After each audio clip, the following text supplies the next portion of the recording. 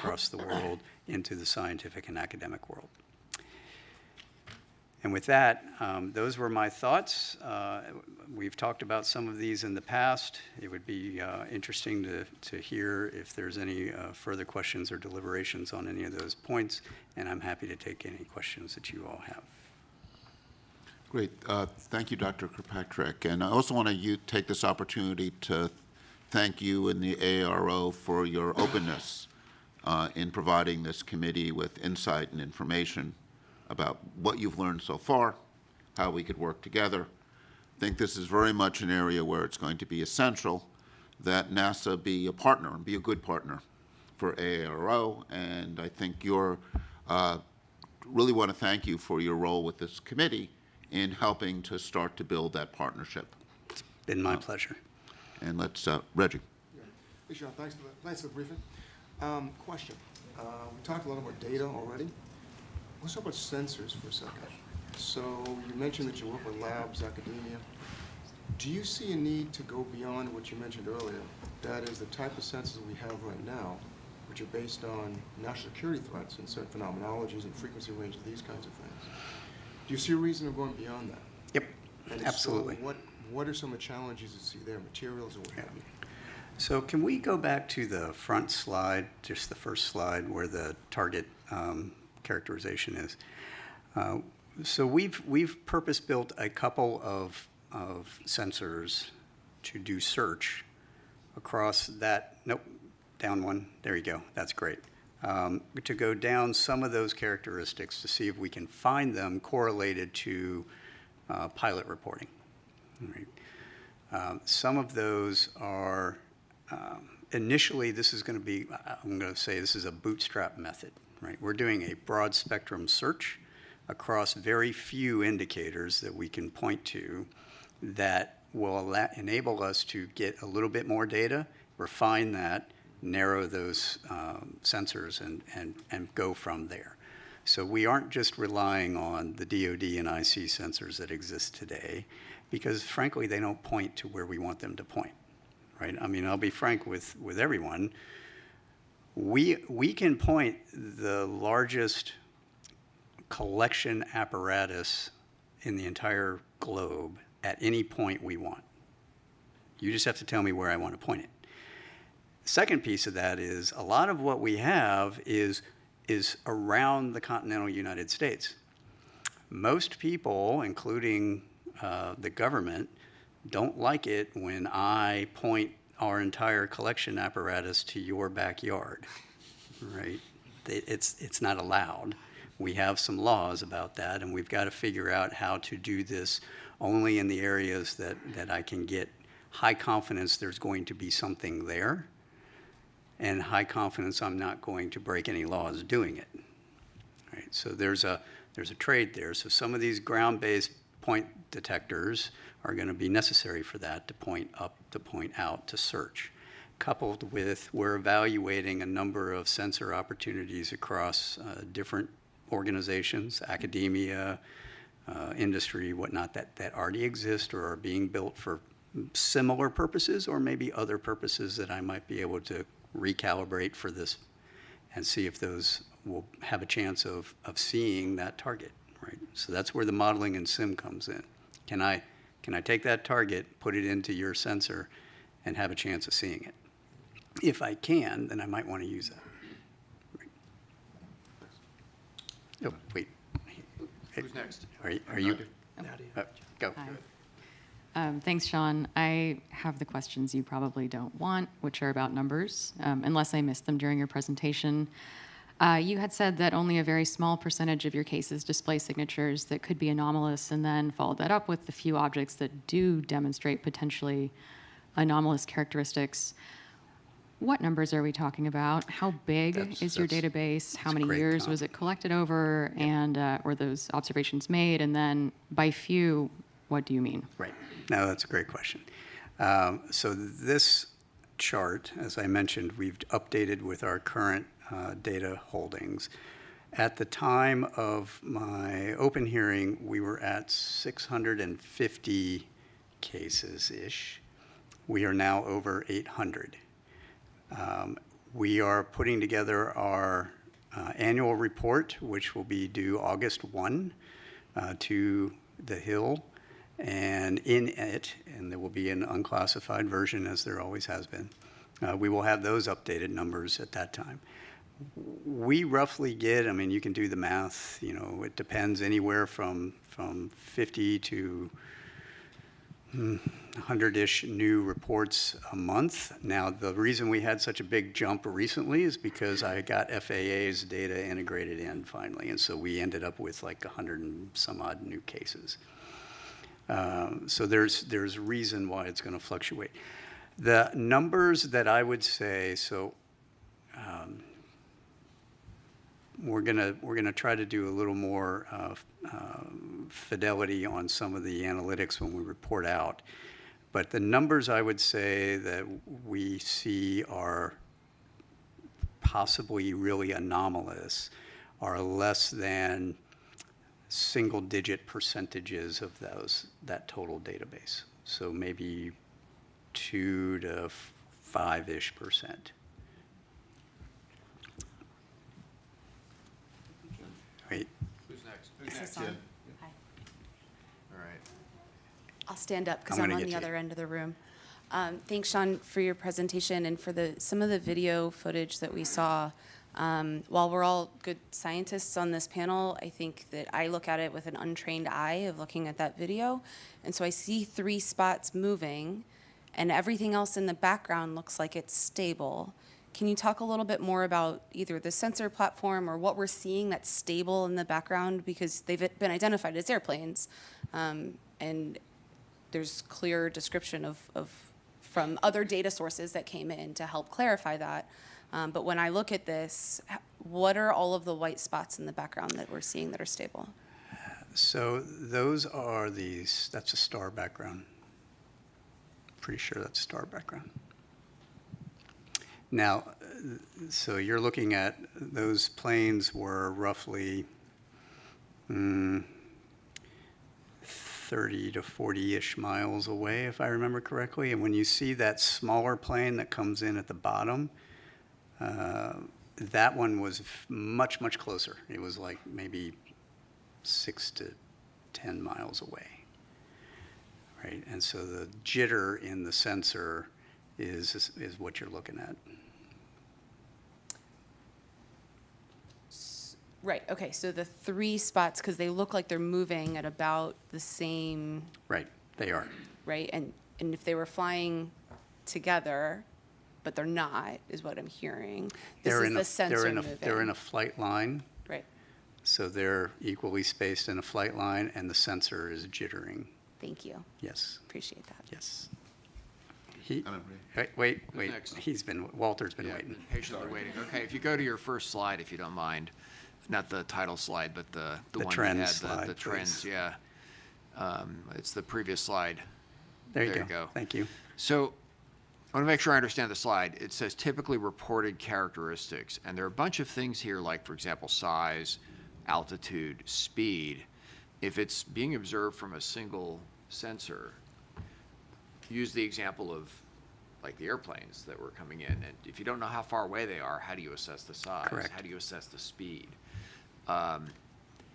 This is what people would report, but it isn't necessarily, What for is example, real. the size of the object or the speed or any of the rest of it. Do I understand that correctly? Partially. Okay. So this is not all single sensor observations. Some of these are very much multi-sensor observations. Okay. And this is parameterized to cover the range of things for any given parameter, the range of what's possible and what has been observed. Okay, and then on the next slide, the one where you've got the, Orb. whatever it is, the meatball moving across the screen. Right, that one. So was there any look at sensor artifact, data processing artifact? I mean, the first thing that, whenever I see anything that's anomalous, I look at how was the data collected. Yeah. So yes, these are so this is an EO sensor on an MQ-9, and we understand that very, very well. So that is a real object, absolutely.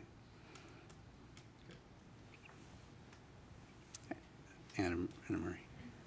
You mentioned that in the partnership with academia, you also use AI ML techniques for existing data sets, possibly some of them open source. Can you explain a little bit more what kind of AI ML techniques you're using? Are these about anomaly detection? Are you using anything related to natural language processing? Are you using anything related to computer vision? Right. So we're looking at a number of different capabilities that span, I think, a lot of what you've just said. So we've got, we haven't applied it yet. We are researching how we're going to apply it. So natural language processing for the reports from pilots, absolutely. All right. Target recognition, so I can train a model to look for that thing and go back through all of our holdings and go, give me how many of these you have, right? And then try to figure out what those are. Right? So I have not put anything out there yet, or have not looked at anything yet for active targeting in real time, because I don't know exactly what I would train it to go look for. I just know what we have. So I want to get more confidence on what we have before I go and do that, except for balloons, right? We're trying to get rid of balloons as quickly as possible.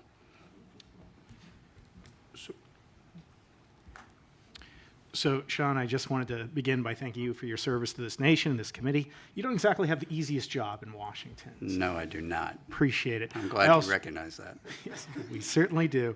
I also want to commend you noting the international partnerships. Spain just signed the Artemis Accords yesterday, increasing the membership to 25.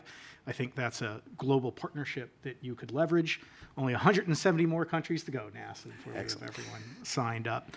I just have two questions. One, relative to what Nadia was asking you about the number of anomalous phenomena. What makes it anomalous in your view? What is the phenomenology where you're pulling those cases out and saying this is truly unexplained? And then my second question would be relative to the stigma. How damaging is that in your view? And what in particular do you think NASA can do to help remedy the situation? Those are great questions. I'm going to take the second one first, because I know we're getting short on time. The stigma has improved significantly over the years since the Navy first took this on some years ago. It is not gone, and in fact, I would argue the stigma exists inside the leadership of all of our buildings, right, wherever that is. My team and I have also been subject to lots of harassment, especially coming out of my last hearing, because people don't understand the scientific method and why we have to do the things we have to do, right? And because we can't just come out and say, you know, the greatest thing that could happen to me is I could come out and say, hey, I know where all these things are. Here you go, right? But I don't, right? And it's going to take us time to research all that. People want answers now. And so they're actually feeding the stigma by exhibiting that kind of behavior to all of us, right? That is a bad thing. Where can NASA help? I made that recommendation on NASA should lead the scientific discourse. We need to elevate this conversation. Right? We need to have this conversation in an open environment like this where we aren't going to get harassed. Because this is a hard problem. It is a hard target problem. We need to understand what is the things that are in all of our domains, space or air or undersea, and how do we make sense of that? Right. Your first question on what makes it anomalous to me, we actually developed some definitions on all of these things. We gave it both to the White House and to Congress. I think we've got some of that into law now, but essentially anomalous is anything that is not readily understandable by the operator or the sensor. Right? So it is doing something weird, whether that's maneuvering against the wind at Mach 2 with no apparent propulsion, or it's going into the water, which we have shown is not the case. That is actually a sensor anomaly that we've now figured out, and we're going to be publishing all of that. You know, those kinds of things make anomalous signature, we'll call it signature management, but it's things that are not readily understandable in the context of, hey, I've got a thing that's out in the light. It should reflect a certain amount of light. If it doesn't reflect that amount of light, something weird. I think we have time for one last question. Sean, you recommended a foreign partnership with NASA. I'm curious, especially given your map, have you, as Aero, partnered with international agencies, and is there ways for reporting to your? Mm-hmm. So that's a great question. I want to expound on that just a little bit. So I have just held our first Five Eyes forum on this subject last week, I think it was, or earlier this week. I don't know. Dan was there, and we have, we've entered into discussions with our partners on data sharing. How do they do reporting? What kind of analysis can they help us with? What kind of calibration can they help us with? What can we help them with? And we're establishing all of that right now. And they're going to end up, sending their information and data to us to feed into the process that we've laid out for how we're going to do all of this. Beyond that, I have not had either the time or the bandwidth to do, and that's why I would look to NASA to expand the scientific and academic relationships that they have across all of our allies and partners on how can we bring them into the fold. That's where I think there's a lot of benefit to NASA taking lead on that. Great. Thank you. But one just clarifications for people who don't know, what are the Five Eyes? Oh, I'm sorry.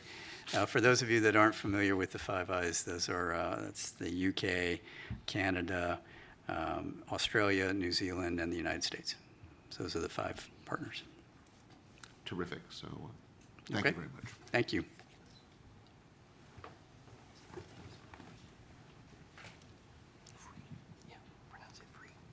So our next presentation is from Mike Free from the FAA, talking about the FAA's role and what's learned.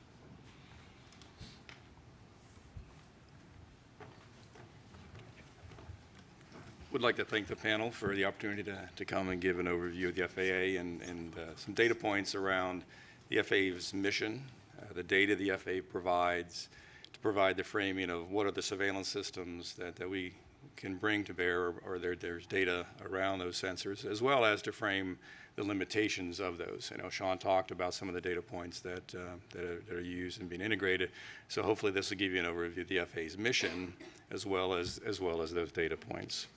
Next slide, please. So the FAA's mission is quite large and complex. By a factor of 2, we operate more commercial aircraft than any other country. I think we're second only to Australia in total airspace, but largely because Australia has a very large oceanic volume that they're responsible for managing. So it is a very complex, very large national airspace system.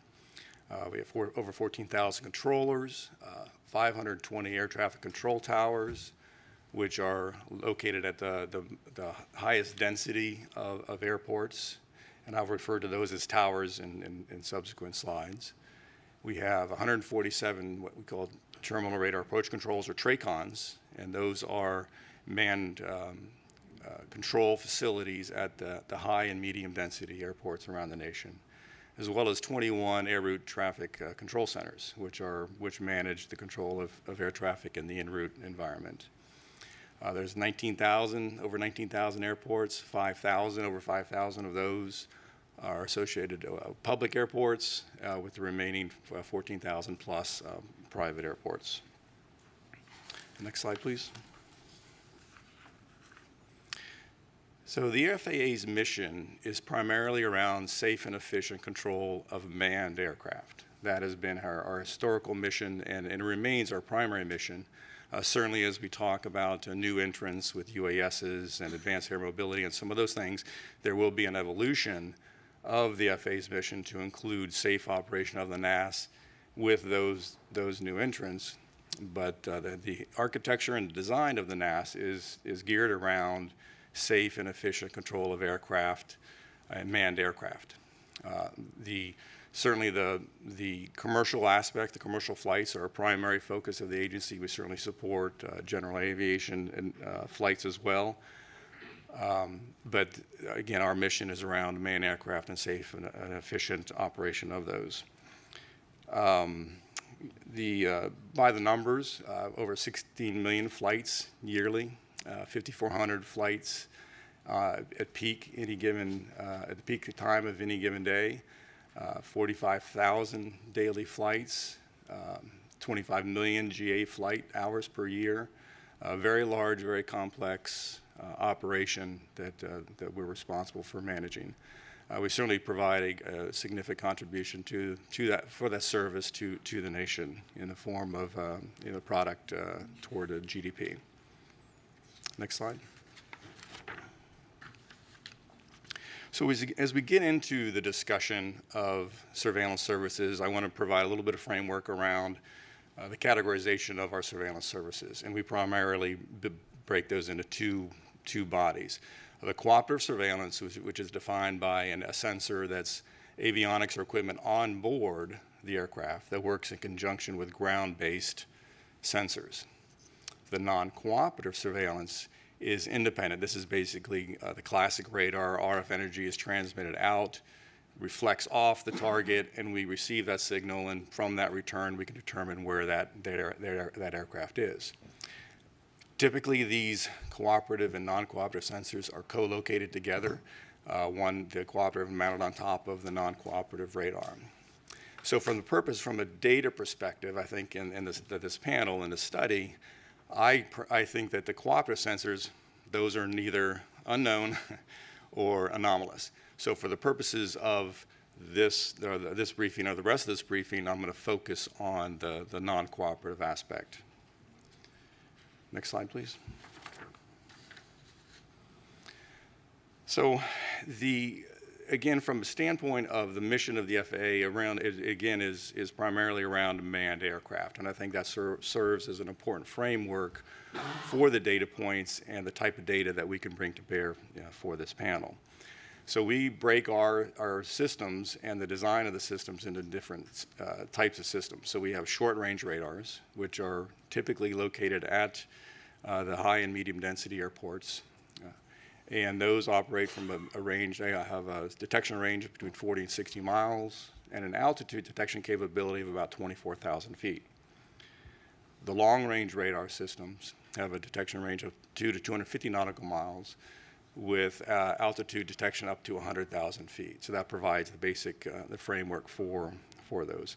I will mention the Automatic Dependent Surveillance Broadcast, or ADS-B, only from a context that does serve as a primary data source and a preferred data source for the management of the airspace system, but it is a cooperative system, and for the purposes of the next slides as I get into the discussion of the coverage and the type of detection for those non-cooperative targets, it is not considered as part of those.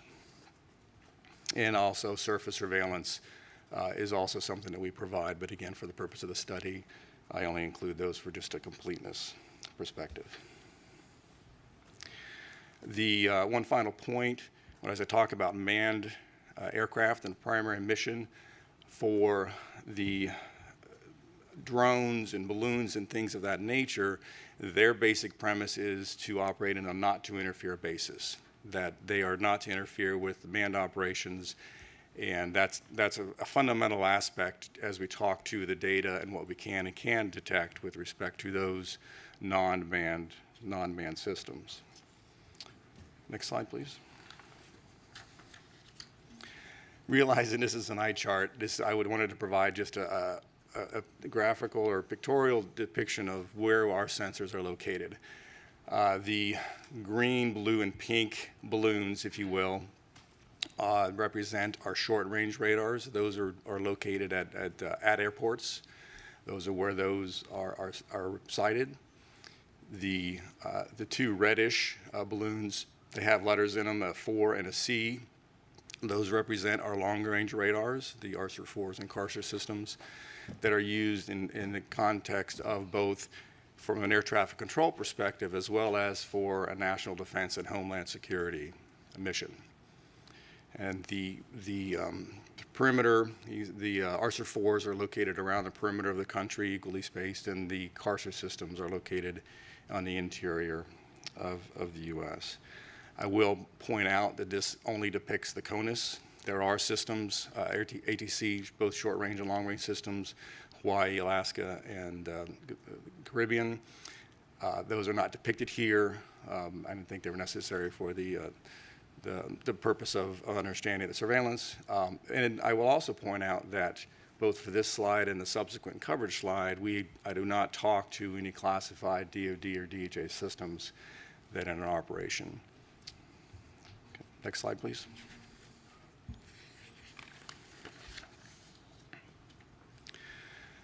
So what can the FAA detect and surveil, what can we not?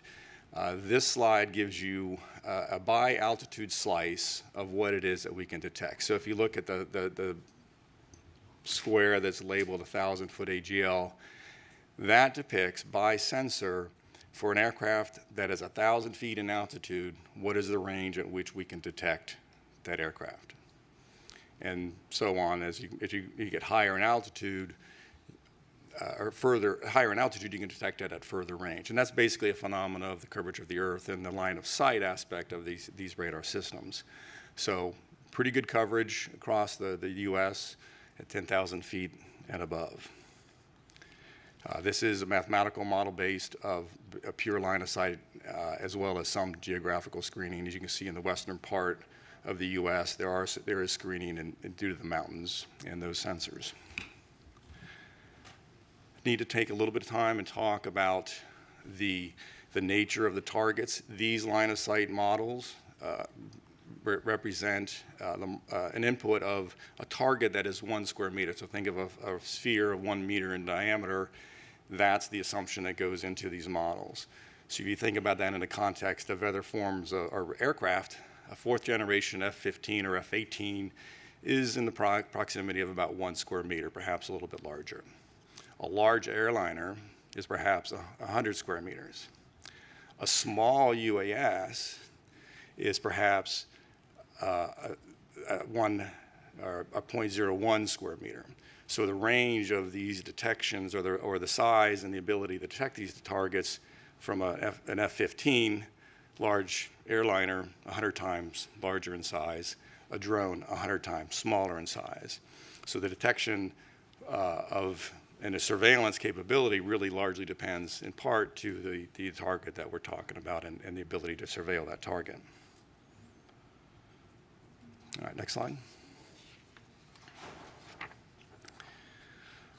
So I do include this ADS-B coverage slide just to give a context of, from a cooperative perspective, there is very good coverage across the U.S. to 1,500 feet above ground level.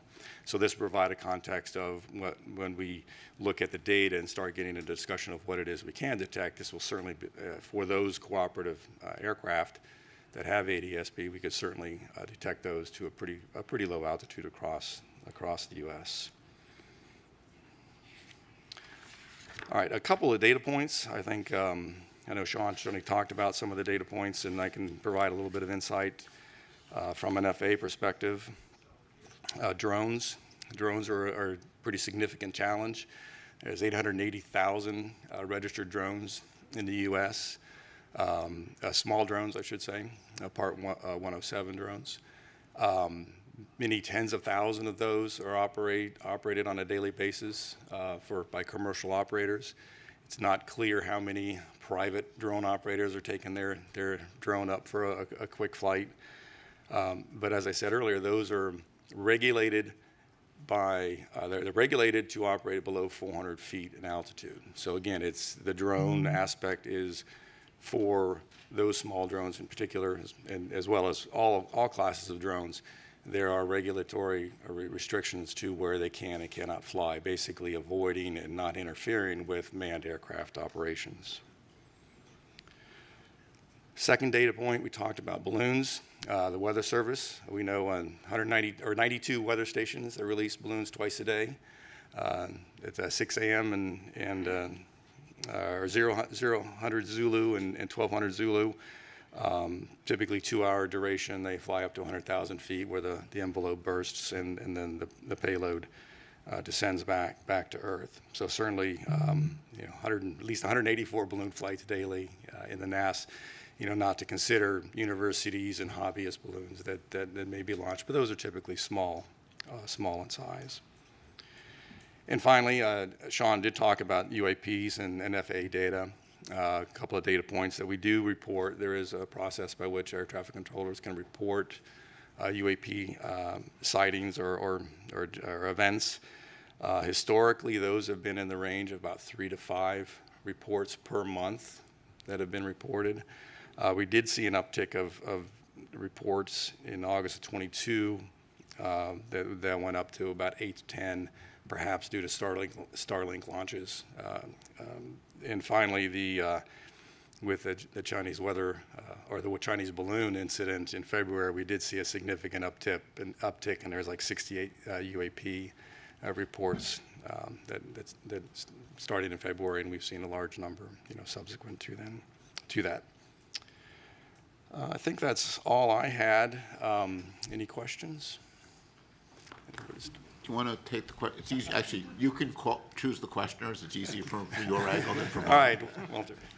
Yeah, so two questions about the radar data coverage. First one is, do you retain any of the data, or is it just cycled over as? There is a retention, long-term retention of data. I can't recall exactly how long we retain that. There's certainly a requirement from a retention from a legal perspective.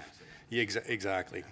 But I do know there is some periodicity measured in a term of months. Is it retained in terms of like the raw radar, or is some processed form of data that's retained? I believe it's a processed form of data that is what was displayed on the, whether it's an Indian route ERAM system or the STAR system. And then the other question is for the radars, are they operated in any sort of a tasked mode, or are they constant search mode? The current systems in our inventory, they're fixed face, and they just rotate at either 12 RPM or 5 RPM, depending on whether it's an en route or a terminal surveillance requirement. All right, next question. Yes. Mike, forgive me if you mentioned this earlier. You said, I think you said 3 to 5 reports per month. Per month. Out of how many? That is 3 to 5 reports per month for all of the controllers in all of the U.S. So there's a process by which if they see something and they want to report that, they can go to report that to the den, we call it, but report, hey, I saw something, I don't know what it was. So that's 3 to 5 per month across the entire 14,000 controllers per month. So 45,000 operations any given day, 30 days, however many days in a month, it's a very small percentage. Can you describe actually about this? How do you encourage to report? Do you feel like the stigma on UAPs is impairing the reporting? Do you feel the reporting is biased? I'm not aware I'll answer it this way. The process by which UAP is reported is part of the air traffic controller order. So basically, the air traffic controllers are allowed. It says, if you see something, here's a process by which the procedure by which you would report it. Other than that, I'm not aware of any specific stigma or limitations, and I'm probably not in a good position to speak to that. Other than there is that process, and that is the process that we use, and is what represents those numbers I talked to. And if I may have, I had a question prior to this one. How do you decide the sites where you deploy? We saw the map, and it has some very good coverage on the coastal areas. There were some areas of lack of coverage. Yeah. So if you go back one slide from what's presented here, what you'll see is in the eastern half of the U.S., there's a lot better coverage. But that's because there's a lot more population in the east and therefore a lot more airports. And these systems are historically sited at the airports in support of those airport operations. To the west, obviously, to less dense and fewer systems. Now, that's from an ASR, the short-range radar perspective. The long-range radars are pretty much equally spaced in order to provide the maximum coverage from a homeland defense and security perspective, as well as with higher altitude flights, the en route cruise phase of air traffic control. Warren.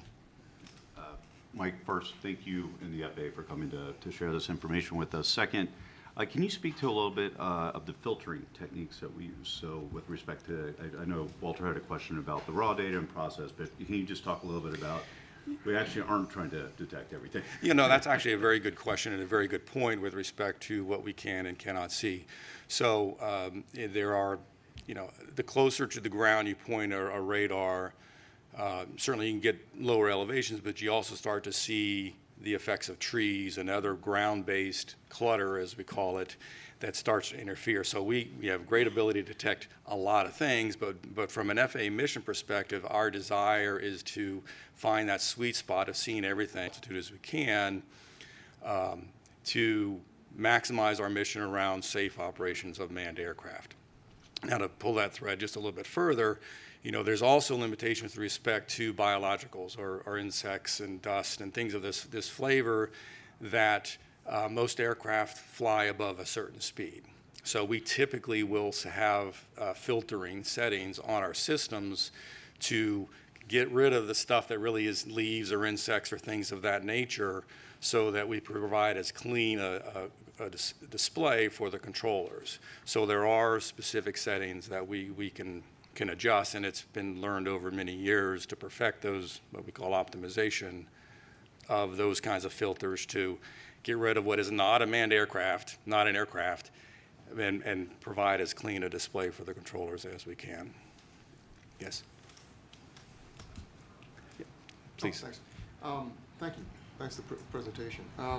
Would it be, kind of following up on what you said, Warren, would it be possible to collect the raw data and to save that? Because if it would be possible to do some calibration after the fact that Sean was mentioning, for example, you might be to capture other phenomenology. Is that possible?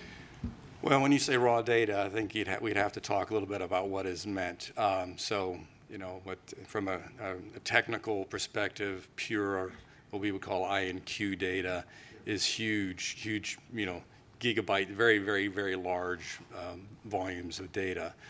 That would probably be cost prohibitive, and we certainly don't do that today. There are, again, we do record data, but it is effectively the data that has been through some form of these processings and these filterings. We do that today, but it certainly, with enough time and money, we could certainly collect that data, and I think it would be we'd have to look at the challenge of how we would go about modifying the systems or introducing new ways to collect that raw data as you described. Certainly it's feasible, it's possible, but it's not without technical challenge. One more question on the Yes. 184 balloon flights daily. Are those characterized, or you just know they do that and then they just end up where they are? So under the balloon, I'll call it Part 101, the regulations for balloons, there's very specific requirements. So for National Weather Service, before they release those, they'll contact the local air traffic facility. They're going to say, here's what time I'm going to release it.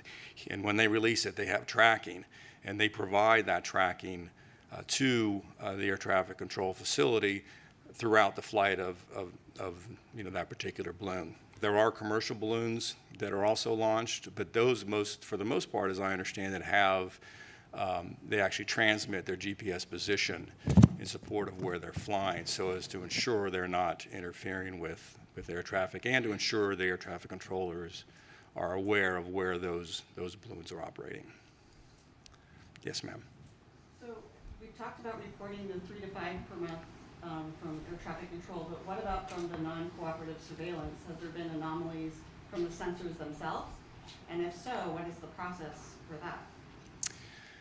I'd say the FAA mission is not around anomalies with the non-cooperative sensors themselves. So as we build an air traffic control picture, we have both the non-cooperative systems, which detects the target. We have a cooperative system that also detects a target, and we will tend to merge those targets together. And so on a controller's display, they'll know, is this a non-cooperative only or a merged or combined target, so that they know, basically an increased level of confidence that on what it is they're seeing is in fact a real aircraft. So we don't make any real distinction between a non-cooperative and a cooperative, other than how they get combined and put on a controller's display. So I don't know if that answered your. An unregistered flight? So like a GA flight that is flying visual flight rules, those will just be picked up by the, if they're not equipped with a cooperative avionics, those would just be picked up by the non-cooperative system that if they happen to surveil where that aircraft is flying. And so that certainly will be put on the controller's display, and they will be able to provide awareness. In fact, there's a flight following procedure by which GA pilots can ask for, hey, I'm not squawking, or I don't have a cooperative system, but please help me, and just via the radio, I'm going to go from here to here and providing awareness, situational awareness, if the controller has the bandwidth to provide that data. One last question, Mike. Yes. So I'm not a scientist, I'm a recovering attorney, and I love process. And a few questions there. If I'm a pilot, where do I find that process for reporting UAPs? Where is that articulated or captured? Second, when you mentioned that you're reporting these incidents, who are you reporting it to? And are those incidents, pulling on the thread that Reggie started, are they being archived anywhere? I believe they are archived. They're reported to the domestic network, event network. It's an FAA organization or function. I can't speak to whether they would be, say, part of what Sean would include as part of his database. I presume so. So I think that was the answer to the second question. What was the first question again? I'm sorry. Where does the reporting process live? If I'm a pilot, I see a UAP, where do I go to find out? I don't know the answer to that question. Like I said, I'm familiar with the reporting process from a controller perspective and the order that's used to define how controllers do their job. I don't know the answer to the question from a pilot perspective. Gotcha. Great. So thank you, Mike, for your presentation and for all the help the FAA has given us as we've been learning more about the very impressive system that the FAA maintains. Thank you. I know. Thank you for having me. For me, one of the many takeaways from this is feeling, just a little bit safer every time I fly, and thankful for you and your colleagues for what they do to make that possible. Thank you.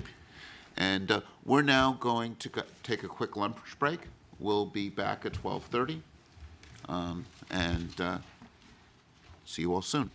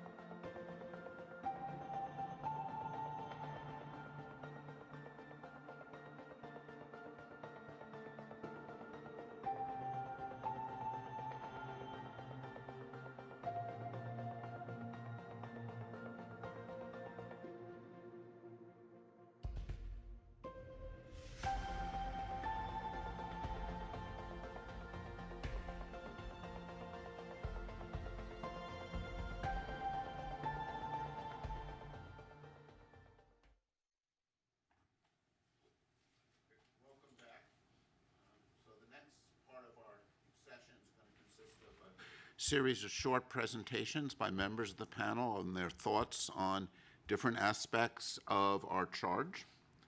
And the format is we're going to have them come up to the podium and speak.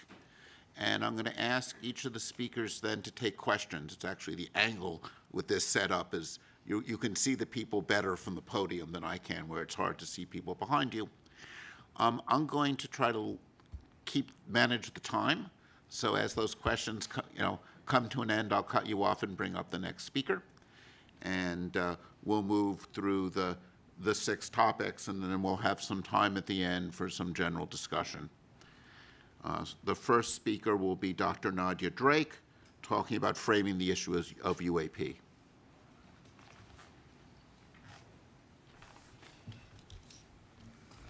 Hello, and welcome back from lunch, everybody, and a welcome to those of you watching us virtually. I'm Nadia. I am a scientist by training. I'm also a science journalist now, and my job is to try and synthesize the information that we've learned so far and summarize the situation. So if you will, put together a framework for thinking about UAP. Now, I'm going to try and do this in a way that reflects the thoughts of the entire panel, although obviously we have a variety of opinions and ideas among us. So I'd like to leave some time at the end for you to weigh in with disagreements or concurrences as needed. So first, a housekeeping matter. The definition of UAP changed during the 7 months of our fact-finding process. UAP initially stood for unidentified aerial phenomena, with aerial referring to events occurring in Earth's atmosphere. That A is now defined as anomalous, which includes the space, air, and undersea domains. As a panel, I think we have decided to continue focusing our recommendations on the aerial domain, because that is where the majority of sightings and events have occurred, and also because we couldn't fully pivot to address the expanded scope of the new acronym. Beyond that, there are 3 points I want to make. The first is that for a number of reasons, UAP are obviously quite interesting, right? That is why we are here. Recently, many credible witnesses have reported seeing unidentified objects in the sky, some of which are behaving rather peculiarly. In some instances, these reports include corroborating data from various instruments, various sensors. The challenge that we have is that the data needed to explain these anomalous sightings often do not exist or are incomplete for generating a conclusive analysis. This includes eyewitness reports, which on their own can be interesting and compelling, but often lack the information needed to make definitive conclusions about an object's provenance. We as a panel are thinking about the types of data that might add value to those reports and which could be useful on their own. As a corollary, to date, in the refereed scientific literature, there is no conclusive evidence suggesting an extraterrestrial origin for UAP. Collecting more good data for the scientific community to review in a peer-reviewed context will be important for progress to be made here. The second point, UAP offer an excellent opportunity to demonstrate the power of the scientific method and of empirically addressing a question using a multidisciplinary approach. It is our job as a panel to make some recommendations about how NASA might go about tackling this topic scientifically, taking advantage of the agency's resources, global outreach, and reputation.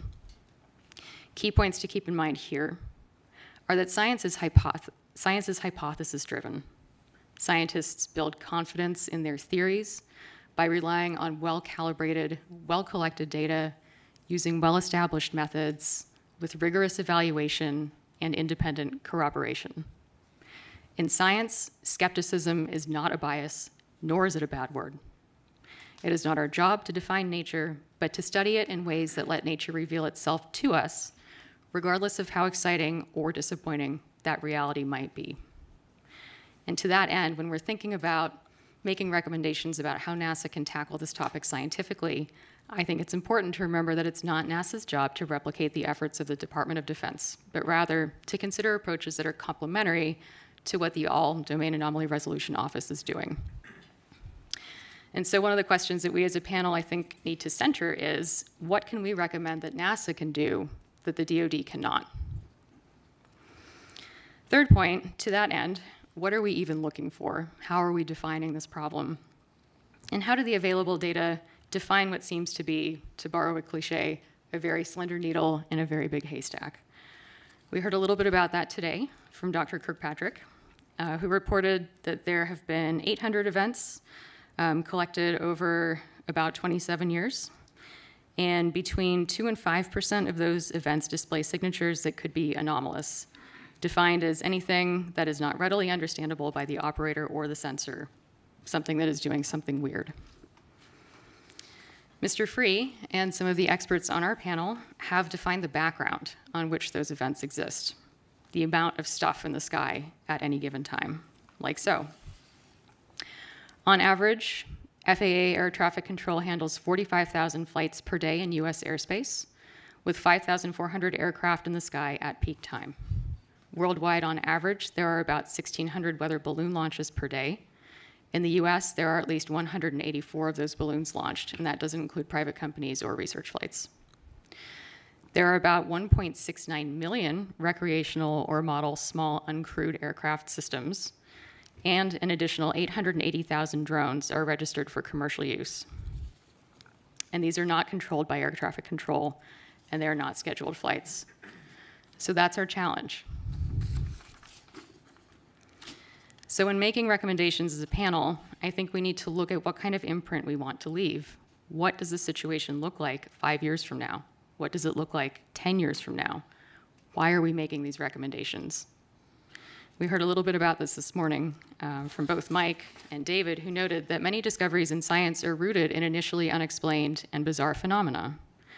So by carefully scrutinizing the sky, or however we end up defining our search space, and by collaborating across disciplines, we are likely to learn new things about our planet.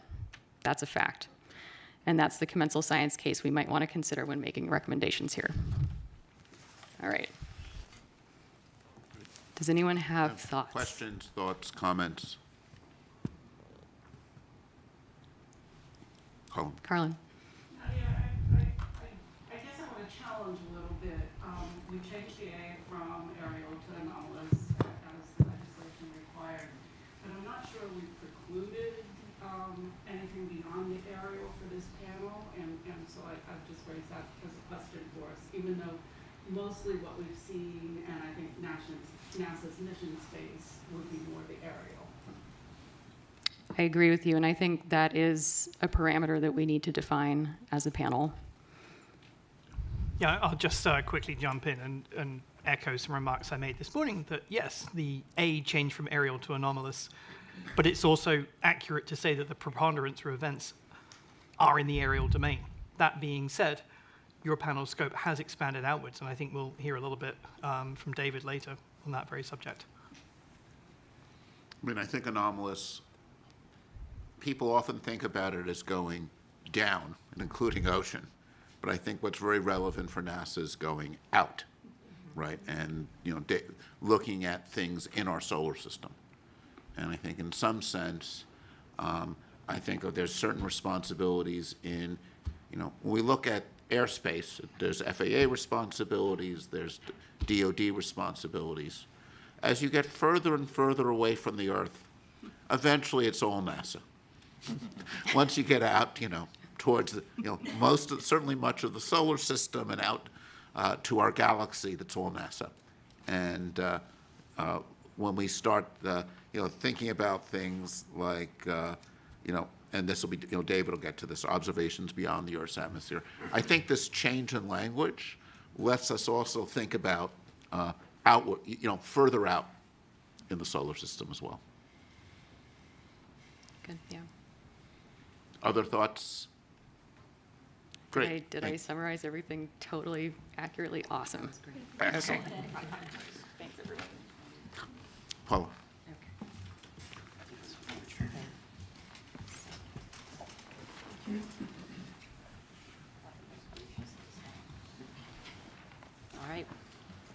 All right, thank you. So I thought that was the perfect intro and segue by Dr. Drake for addressing why NASA. What is or what are NASA's roles in UAP studies? So NASA primarily is a science-driven agency. It's committed to exploring and understanding air and space. And this includes, as we were just discussing, the unknown, right? Whether that's the farthest reaches of the universe or right here on our home planet.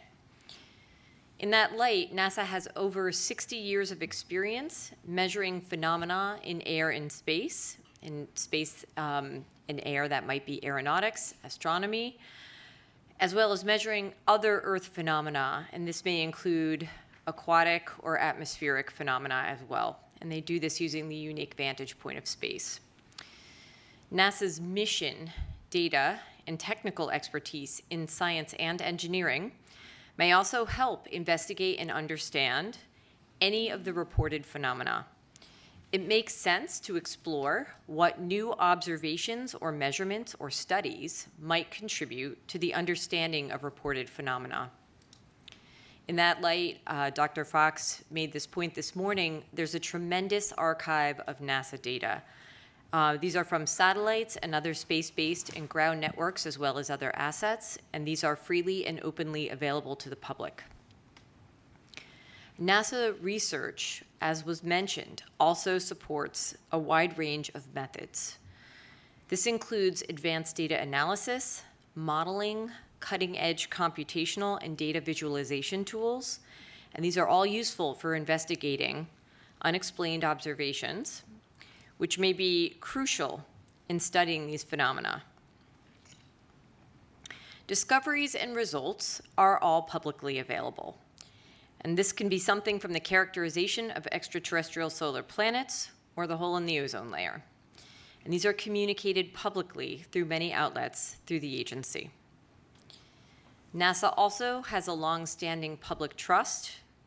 This is essential to communicate those findings about phenomena to the public, and, as was mentioned several times, very important, to destigmatize the reporting and raise awareness of cultural and social barriers to doing so. NASA has a unique strength in leveraging public and private partnerships that could result in new technologies that may be useful in observing and understanding reported phenomena. These partners could include other federal agencies. We've heard from the FAA today, as well as NOAA was identified. And they may collect data that could help to understand reported phenomena. In addition, NASA has a strong record of international collaboration, which could be beneficial to study any of these phenomena, as that may require global cooperation and data sharing. And then one thing that really strikes me is that new understanding of anomalous events really comes from when we bring communities together, interdisciplinary communities that would not necessarily collaborate. And in my world, that might be biological and physical oceanographers, and I tell people to think a little more broadly. What if we brought together astronomers and earth scientists like we did on this panel? So those interdisciplinary research teams, as well as citizen scientists, could explore historical and current NASA and partner data for events, or more importantly, for environmental conditions around the time of reported events. And this may help in our understanding. And then finally, given NASA's experience with long-term missions, long-term projects, and scientific focus, the agency is really well equipped to handle the extensive and ongoing study of phenomena investigation that this likely requires. So hopefully that gave you some thoughts as to why NASA. I don't know if any of my fellow panelists agree or disagree. Discuss. Yes. Paula, thank you. So NASA has a great visibility in the community, and UAPs are obviously of great interest to a very diverse range of people. So can you speak a bit about the opportunity that this provides for NASA to expand, the knowledge of the understanding of the scientific method? Yes. So it's a great question. There are multiple opportunities I think UAP present. The first, as I mentioned, I think is to bring together interdisciplinary research teams and scientists and citizen scientists to really take a look at, with an objective and perhaps unique eye, what the NASA Data Archive actually means. Blend in the partnerships, a renewed partnership that's at the federal, the international, and the private level, right? So I think there are any number of pathways that people could pursue that could be really advantageous for helping us to understand what's happening with any reported UAP. The questions? Thank you, Paula. This is Jelly Wright. Actually, my question and comment actually goes to both you and Nadia. Dr. Kirkpatrick gave us a definition of anomalous that it was not readily understandable to the operator or the sensor.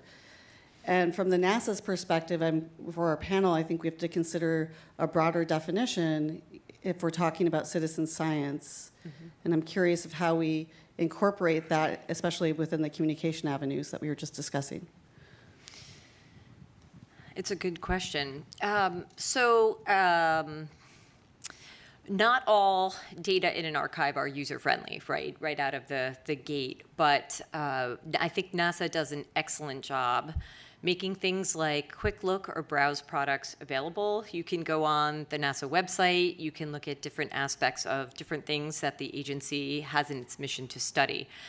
And I think, if nothing else, people have become a lot more in touch with their surroundings and their environment and the changes happening there.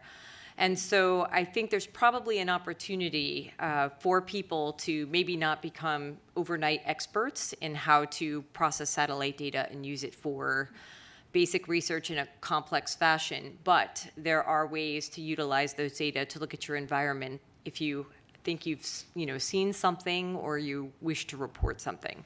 So communication, engagement in the public, I think, is a really important part of the destigmatization, for sure. Nadia, I don't know if you have anything to add. I was struck by the phrase "not readily understandable." I felt like that was actually doing a lot of work. So I think for our purposes, we probably want to come up with a slightly more specific definition of what anomalous actually means. Yes. Yeah. Okay. Good. Thanks. Federica, you're up next.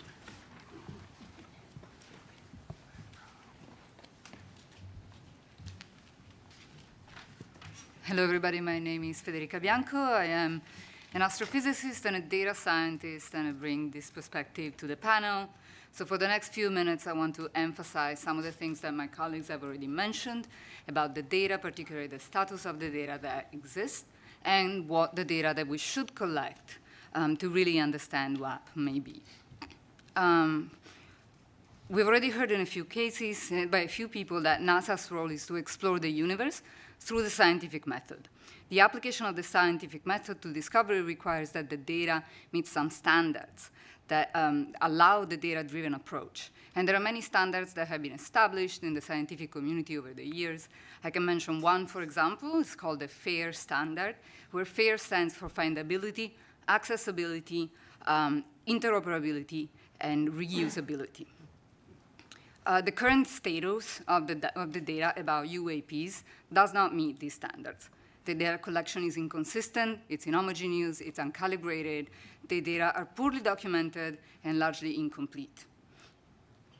They're also not systematically retrievable, which poses a problem in automation of the analysis.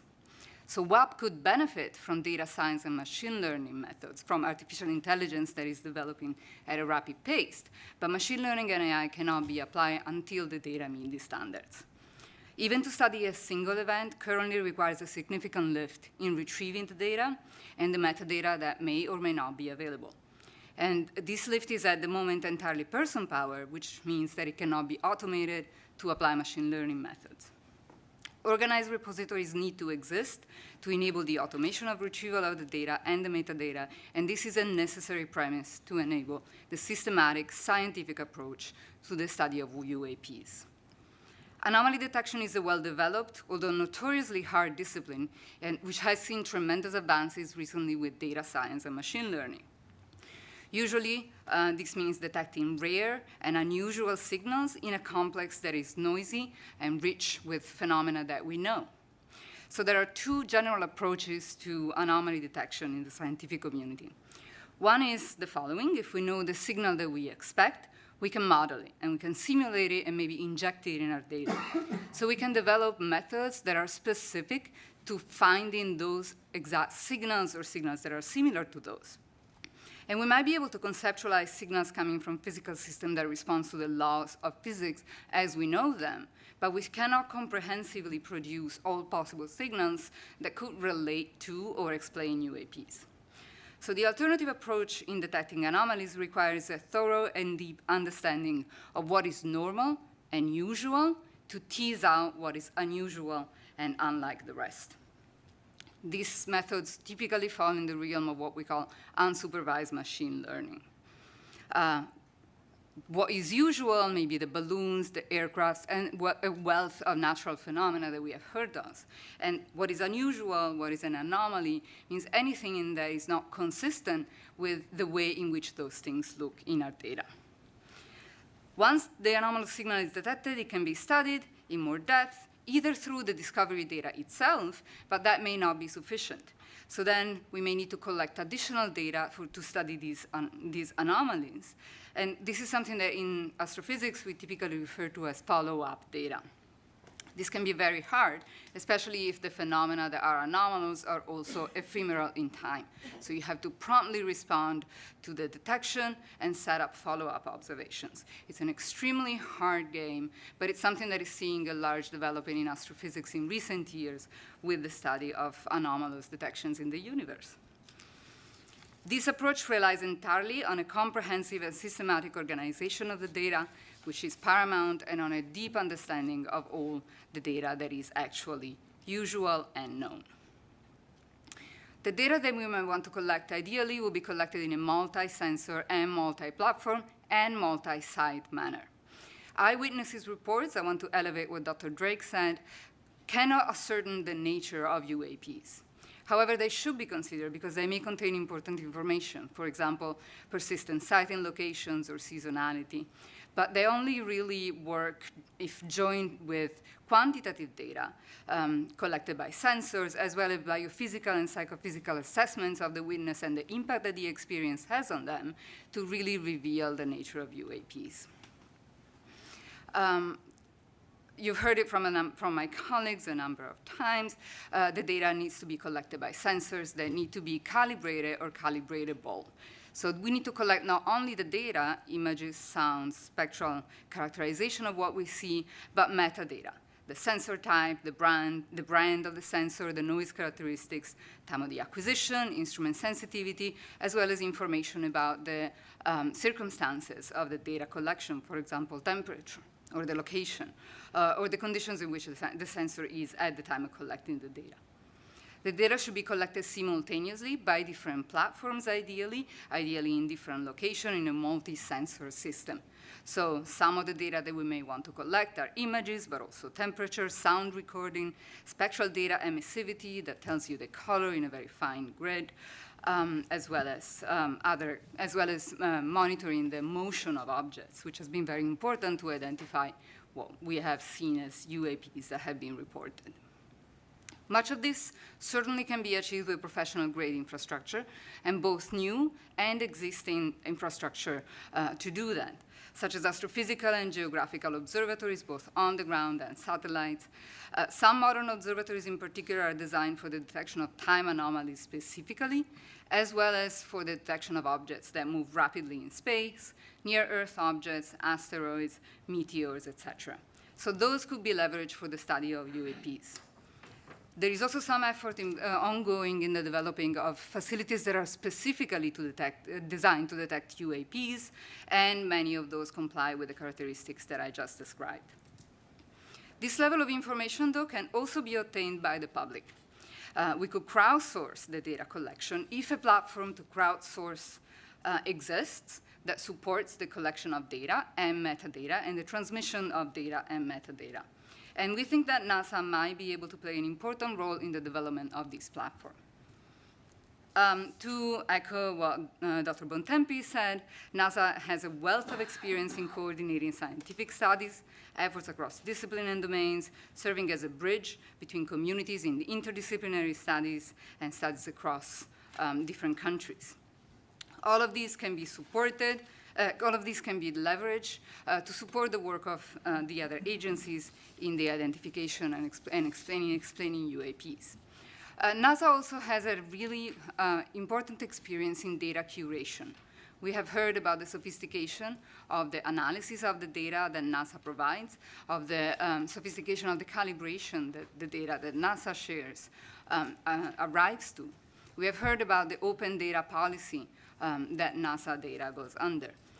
Furthermore, NASA has recently spearheaded an effort to review NASA and NASA partner archival data to prepare them for machine learning and AI, so that data can be served to the community directly and ready to apply AI methods on it. This is an important experience that could be leveraged in the study of UAPs. However, we do want to emphasize that the current status of the UAP data will make this lift really hard compared to even what is being done by NASA for astrophysical data. And finally, I wanted to emphasize what my colleague said. NASA has a great visibility. UAPs are of great power, of great public interest. And this could be an opportunity to really increase the reach of science, help people understand the scientific process, and maybe diversify the scientific community by attracting new talent into the scientific community due to the visibility of the problem. And I think that's all of my remarks. Questions? Lots of questions. Do you want to go, Richie?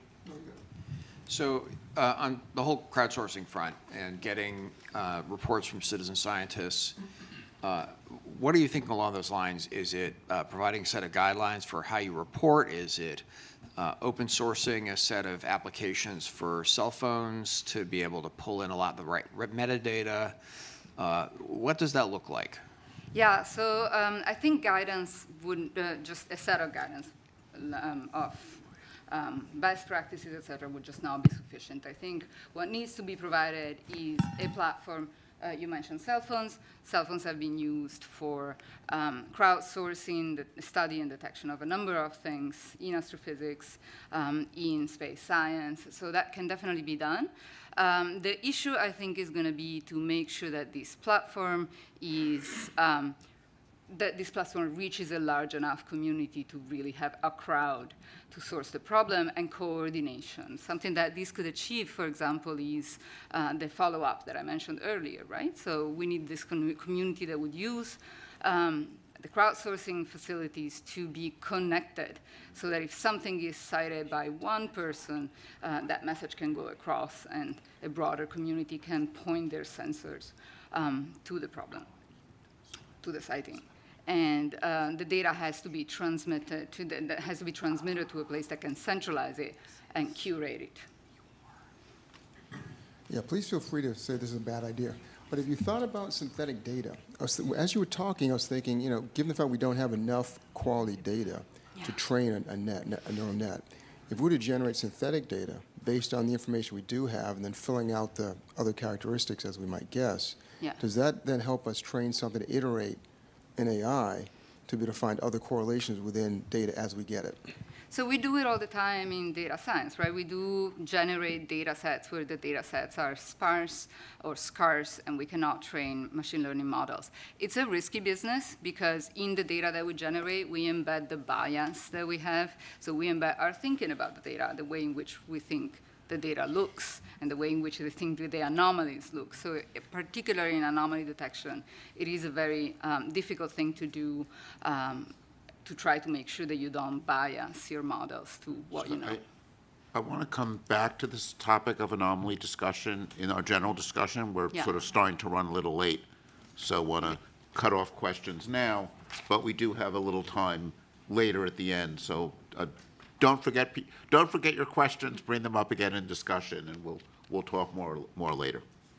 Great. So David's our next speaker.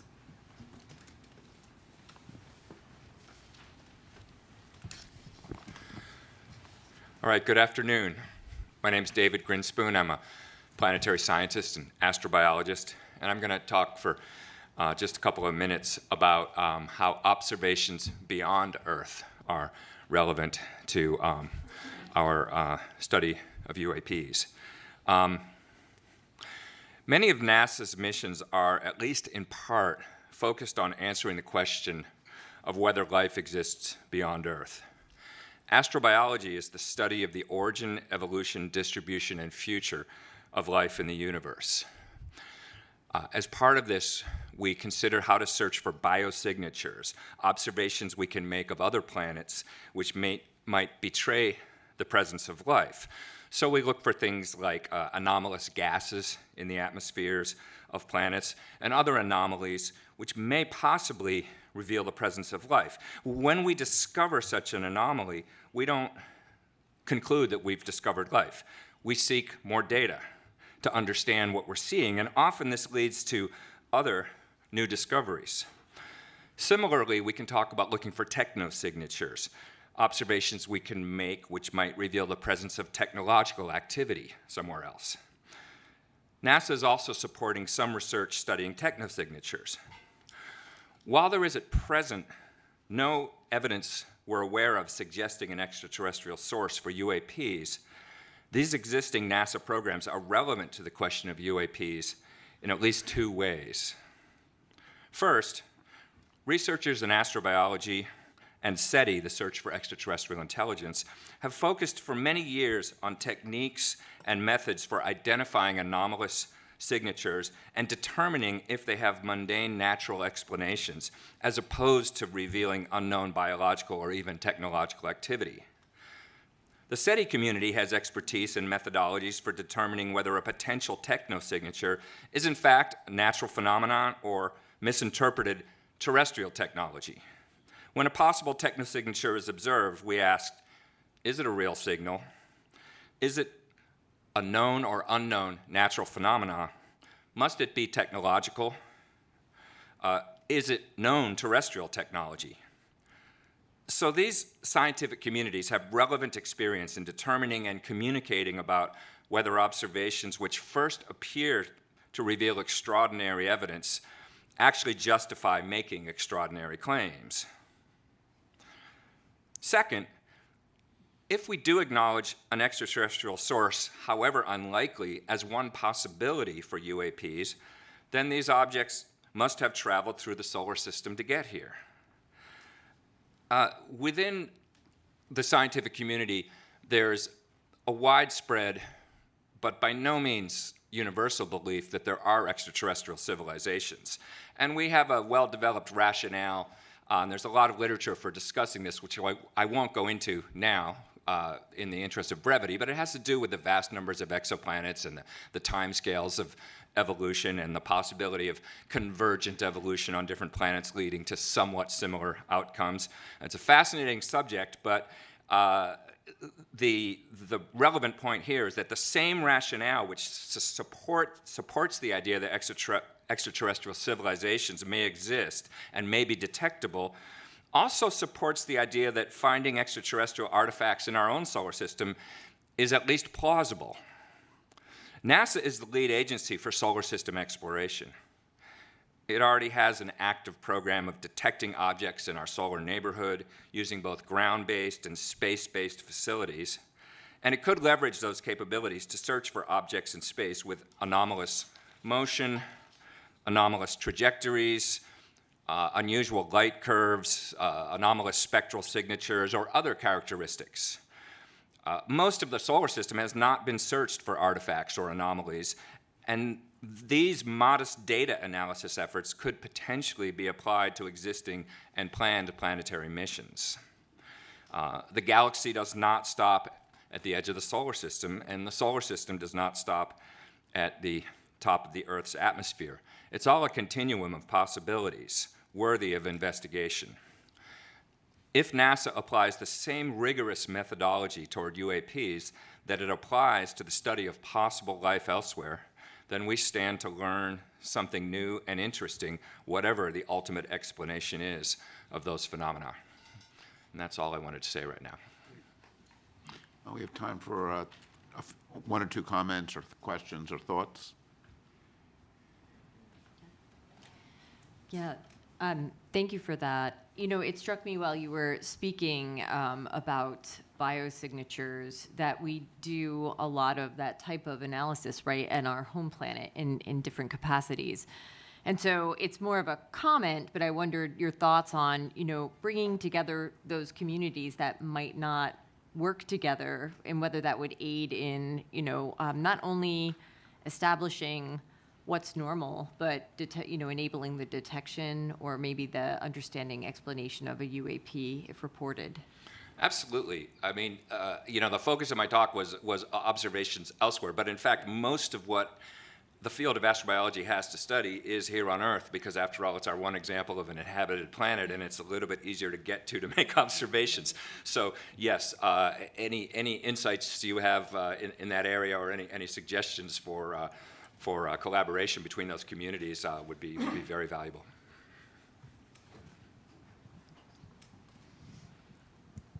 So, of course, NASA hasn't been researching the technosignature field for very long, and there's been a stigma with technosignatures for many decades. Are there any lessons learned we can impose from the technosignature and the SETI community to the UAP in solar system studies? That's a really good question. I guess the immediate thought it sparks in me is that, yeah, technosignatures were kind of treated, kept at arm's length for a long time by NASA because of stigma, and ultimately can't be kept away forever if you are an agency, curiosity-driven, trying to understand the whole universe. You have to move beyond stigmas and just try to honestly look at whatever evidence there is. And so I think in that broad sense, the same lesson ought to apply to UAPs. As someone who has been working in astrobiology and data sciences for some time now, it strikes me when both Dr. Bianco and you talked that the differences that seem to me between biosignatures and technosignatures fields and the UAP field, again, relies on the data. So biosignatures and technosignatures, they have very well standardized data sets. They have been collecting data sets for some time. And they are able to apply machine learning, artificial intelligence algorithms, while it's a totally different question with the UAPs in how we can apply artificial intelligence here. So again, just like Dr. Bianca, how she said, it's about data standardization. So I hope that the UAP field will learn how to work with the data from the biosignatures and technosignatures fields. So. Yeah, that's a good point. The one point I'd push back on a little bit is whether technosignatures has a lot of data in that sense. The one part of technosignatures, which is looking for signals from radio and optical and that sort of thing that's been, you know, associated with SETI for a long time. You're right, there's a lot of data there that we've been collecting. But the term technosignatures is sort of newly being adopted, and it in a way, it reminds me of the distinction we heard from the FAA about a cooperative and, you know, non-cooperative. That with technosignatures, we're looking.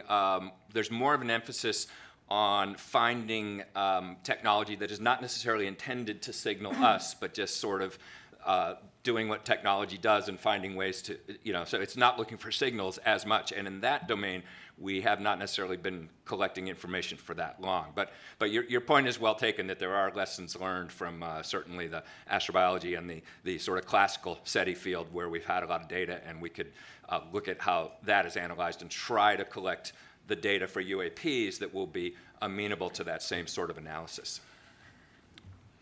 Great, thank you. Carlin's next.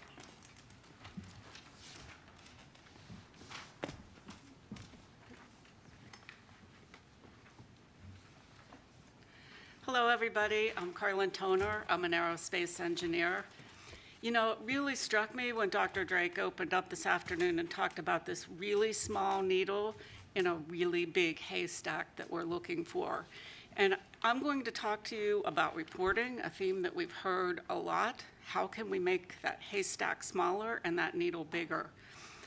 So reporting of UAP events has received a lot of attention recently. But I think that there are still barriers for people to report. How or where should they report? Will someone take action on their report? Will the reporter be believed, or will they be shamed? We've heard over the course of our fact-finding that many scientists and aviators consider the study of UAPs to be fringe at best. So this suggests there's a significant negative stigma associated with reporting or even researching such phenomena. That said, by encouraging military aviators to disclose anomalies that they've seen or detected, the Department of Defense is receiving many more reports. I think in the time that we've been looking at this topic, growing from an ODI report that was something like 500 to, I think this morning we heard something like 800 now, so that's accelerating. And DoD will soon also mandate, if not already, reporting by pilots, which will even grow that set. I would propose to this panel that NASA can help make it safer for researchers to explore data in the civil airspace domain simply by starting that work internally. NASA could look at how civil anomaly data is shared, study how to incentivize reporting, assess the possibility of crowdsourcing data, which I think we've heard a bit about this afternoon, or sponsor and participate in conferences on UAP detection. Our team has really only seen, I'd say, a few unclassified images of UAP, which lack the contextual data that's needed to understand their true nature. And I believe we've heard a single firsthand account from a former military aviator. So one of my colleagues, Josh, has an example to show just why it would be important for NASA to also help shape how the data and information is reported. But before I turn the mic over to Josh, I want to make a recommendation to my fellow panelists that we consider advising NASA to more fully assess the cultural and social barriers to studying and reporting UAP, and for NASA to implement a plan to leverage its brand image to start removing these obstacles. Josh, why don't you go up and then we'll take discussion after your presentation. So you can call it my slide deck if you want. Thank you.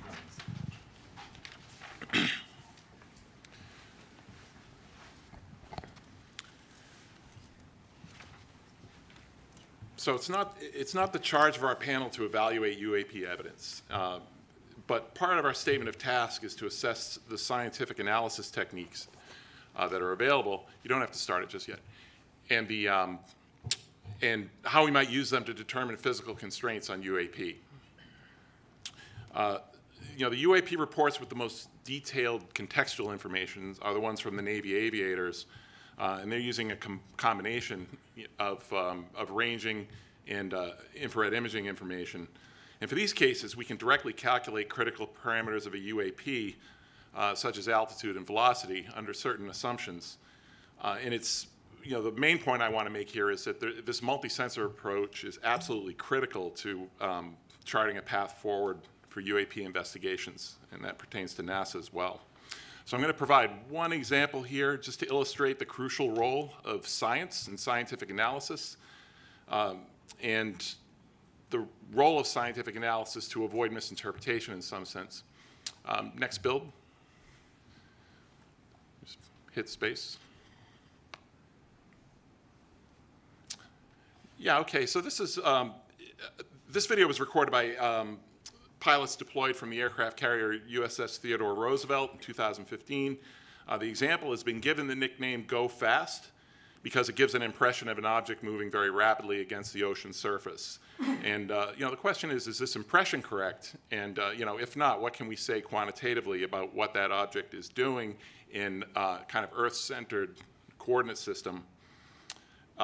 Fortunately, the information needed to determine the altitude and velocity of this object is contained on the display. So go ahead and next.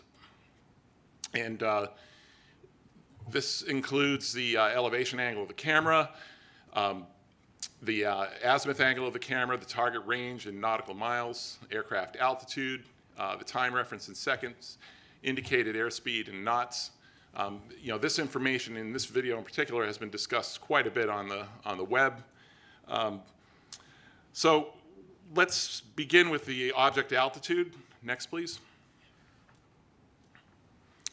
So knowing the jet's altitude and the bearing to the target, we can apply basic trigonometry to figure out where that object is in altitude space. And it turns out to be, provided the range information is accurate, which can have some uncertainties associated with it, but the object appears to be at about 13,000 feet. An important aspect of this here is that it's sort of midway between the jet and the ocean. So it's the ocean that looks like it's right behind it is actually 4.2 miles away. And this is our first indication that some or most of the motion that we observe, the apparent motion of the object, is in fact due to the rapid motion of the sensing platform, which is about 430 miles per hour in this case. But we don't have to guess about this. So we have enough information on this display to actually reconstruct the encounter. Go to the next slide, please. And so this is what this is. This is using additional information on the screen, including the time axis. And so we know that this aircraft is banking about 15 degrees left, and you can compute through a simple calculator the approximate radius of curvature of the flight. And the bottom line is, I won't go into detail here, but if you can get the bearing and range to the target at two locations with known separation in time, you can figure out how far it moved. And in this case, this object moved about 390 meters in 22 seconds, and that corresponds to a velocity of just 40 miles per hour. And so that's a velocity that's consistent with wind speeds at 13,000 feet. So it's not our task to conjecture what this object is, but it's an example that illustrates the type of data needed to determine critical parameters that will help us identify such objects going forward. In addition to the importance of quantitative analysis, this example also serves to illustrate the kind of cognitive bias we have to contend with for UAPs recorded from unfamiliar perspectives. And Sean Kirkpatrick showed another example of that. This is a parallax effect case. Thank you. Any questions? Thanks. Actually, before we have questions, this is actually a good moment. Sean had wanted to comment on one of the questions. If we bring Sean up and then take questions for everybody or more discussion.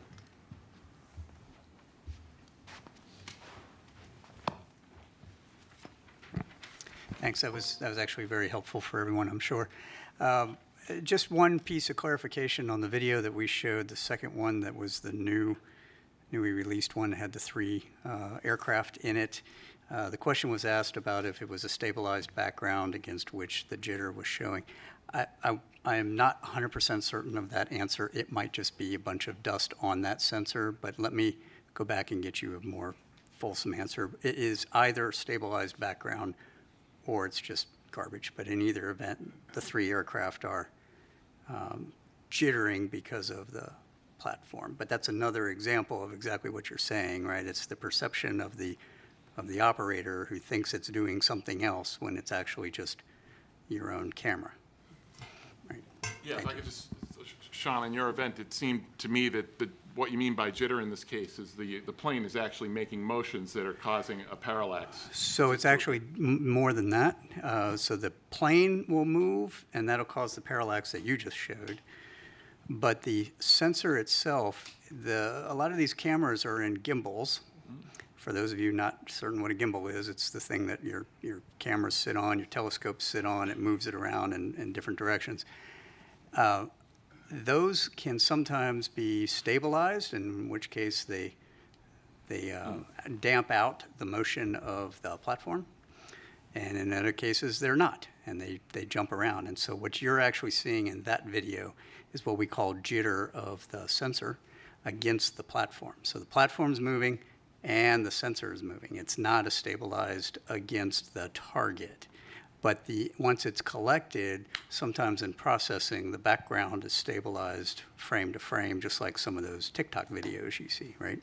Same idea. Yeah, I just wanted to jump in here. I think make a couple of comments to just follow up on what Josh said. In my experience of flying, over 15,000 hours, 30-something years in airplanes and both in space, and the environment that we fly in, space or an atmospheric flight, very, very conducive to optical illusions. So I get it why these pilots would look at that go fast video and think it was going really, really fast. I remember one time I was flying in the warning areas off of Virginia Beach, military operating area there, and my Rio thought, the guy that sits in the back of the Tomcat, was convinced we flew by a UFO. So I didn't see it. We turned around. We went to go look at it. It turns out it was Bart Simpson, a balloon. Oftentimes in space, I would see things and I was like, oh, that's really not behaving like it should. It doesn't have the trajectory of a satellite or a planet on the back of the star field. And every single time when I would look at it long enough, I would realize that it was atmospheric lensing. It was the fact that what I was looking at was actually flying behind the atmosphere, and because of variations in the atmosphere, it made the trajectory look like it wasn't going in a straight line. It was going like this, and it would go like that, and it would turn in the other direction. Was always the case. My brother, Mark Kelly, a former NASA astronaut, and also now a U.S. Senator, I was with him for dinner last night, and he shared a story with me again that he had shared years ago, but I had kind of forgotten about it, and I think it's worth sharing. And that is when he was the commander of STS-124, I think it was, in 2008, they were getting ready to close the payload bay doors of the space shuttle. And before they do that, you got to make sure nothing interferes with the doors, because if the doors don't close properly, the space shuttle can't re-enter the atmosphere. It would come apart. It's part of the structural integrity of the vehicle. So they see something in the payload bay, and they thought it was a tool, maybe a bolt. They couldn't quite figure it out. They were potentially going to have to go and do a spacewalk to retrieve it. But before they did that, my brother grabbed a camera, they took a picture of it, and when they blew up the picture, they realized that this is not a bolt or a tool in the payload bay. It was actually the International Space Station that was 80 miles away. I mean, that's just a really good example of how this environment we operate in is so conducive to optical illusions. Oftentimes, guys fly into the water. I mean, there are cases where, pilots have rendezvoused on a buoy because they thought that was their wingman. It's just very, very challenging environment to work in, especially at night. And in my experience, the sensors kind of have the same issues as the people's eyeballs.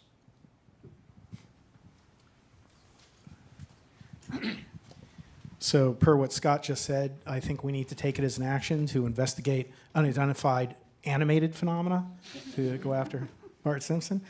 I think what Josh and Scott said is very, very helpful and shows why we need multiple sources of data. Were there radar hits? Were there other sightings? Unless we can look at this from a holistic perspective, it's very difficult to draw conclusions. And relative to stigma, and I appreciate the reports that our colleagues gave, I think there's plenty of stigma right here in this building, and I'm sure, Dan, you've suffered from it at times. And I just want to commend Administrator, although he's always be Senator Nelson to me, for his leadership and candidly courage in getting NASA to tackle this issue. And as we look at what Sean had articulated, that what he wants NASA to do, as we look at the recommendations for reporting and how we need to collate that reporting, I'm very concerned that this could be effectively done on an ad hoc basis. And I've been a part of far too many panels and studies that end up sitting on the shelf. I don't want this to be one of those exercises. And we can discuss this further, but I would call for and recommend a permanent office within NASA to support this activity, albeit likely a modest one, but to collate this information, to collate that data, to archive the information, and act as the open, forward-facing counterpart to Sean and AARO. I think then we could continue and actually accomplish the reporting, the stigma issues that have been raised, and we could do so in a relatively affordable fashion. Because again, I don't want all of our work to end up being in vain. Good. So now Jen's going to turn to our charge. I am. And you know, as a panel, when we were convened with a set of questions that we were charged to address, we've been addressing them through the topics we've talked about and through things as we've been thinking this through, but we're going to organize the next part of the discussion with Jen presenting these things, and this is also a chance to get into some of the discussion phase, because we can look at each of these questions as the topics that we want to make sure we address as part of the report. Jen. Thanks, David, and I want to thank the panelists all for all of your work, all of the knowledge that I've gained from each of you through this time. I took it upon myself in preparing for today's meeting to draft a statement that answers the 8 questions that we were provided at the beginning of the last summer when the panel was created. So I'm going to read the question out loud. I'm going to read my statement, and I'm going to pause, let you think and reflect. And if there's, remember, this isn't all of the details associated with each of these answers, right? This is to be a kind of high level, make sure we've got the major points there. And this is an initial take for these answers.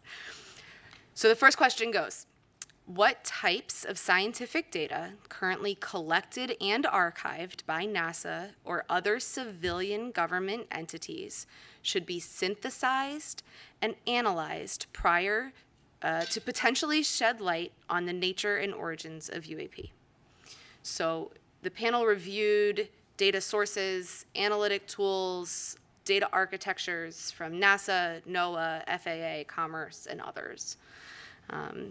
The data that we recognized were not collected for the purpose of identifying UAP, which leaves bias in the data that was collected.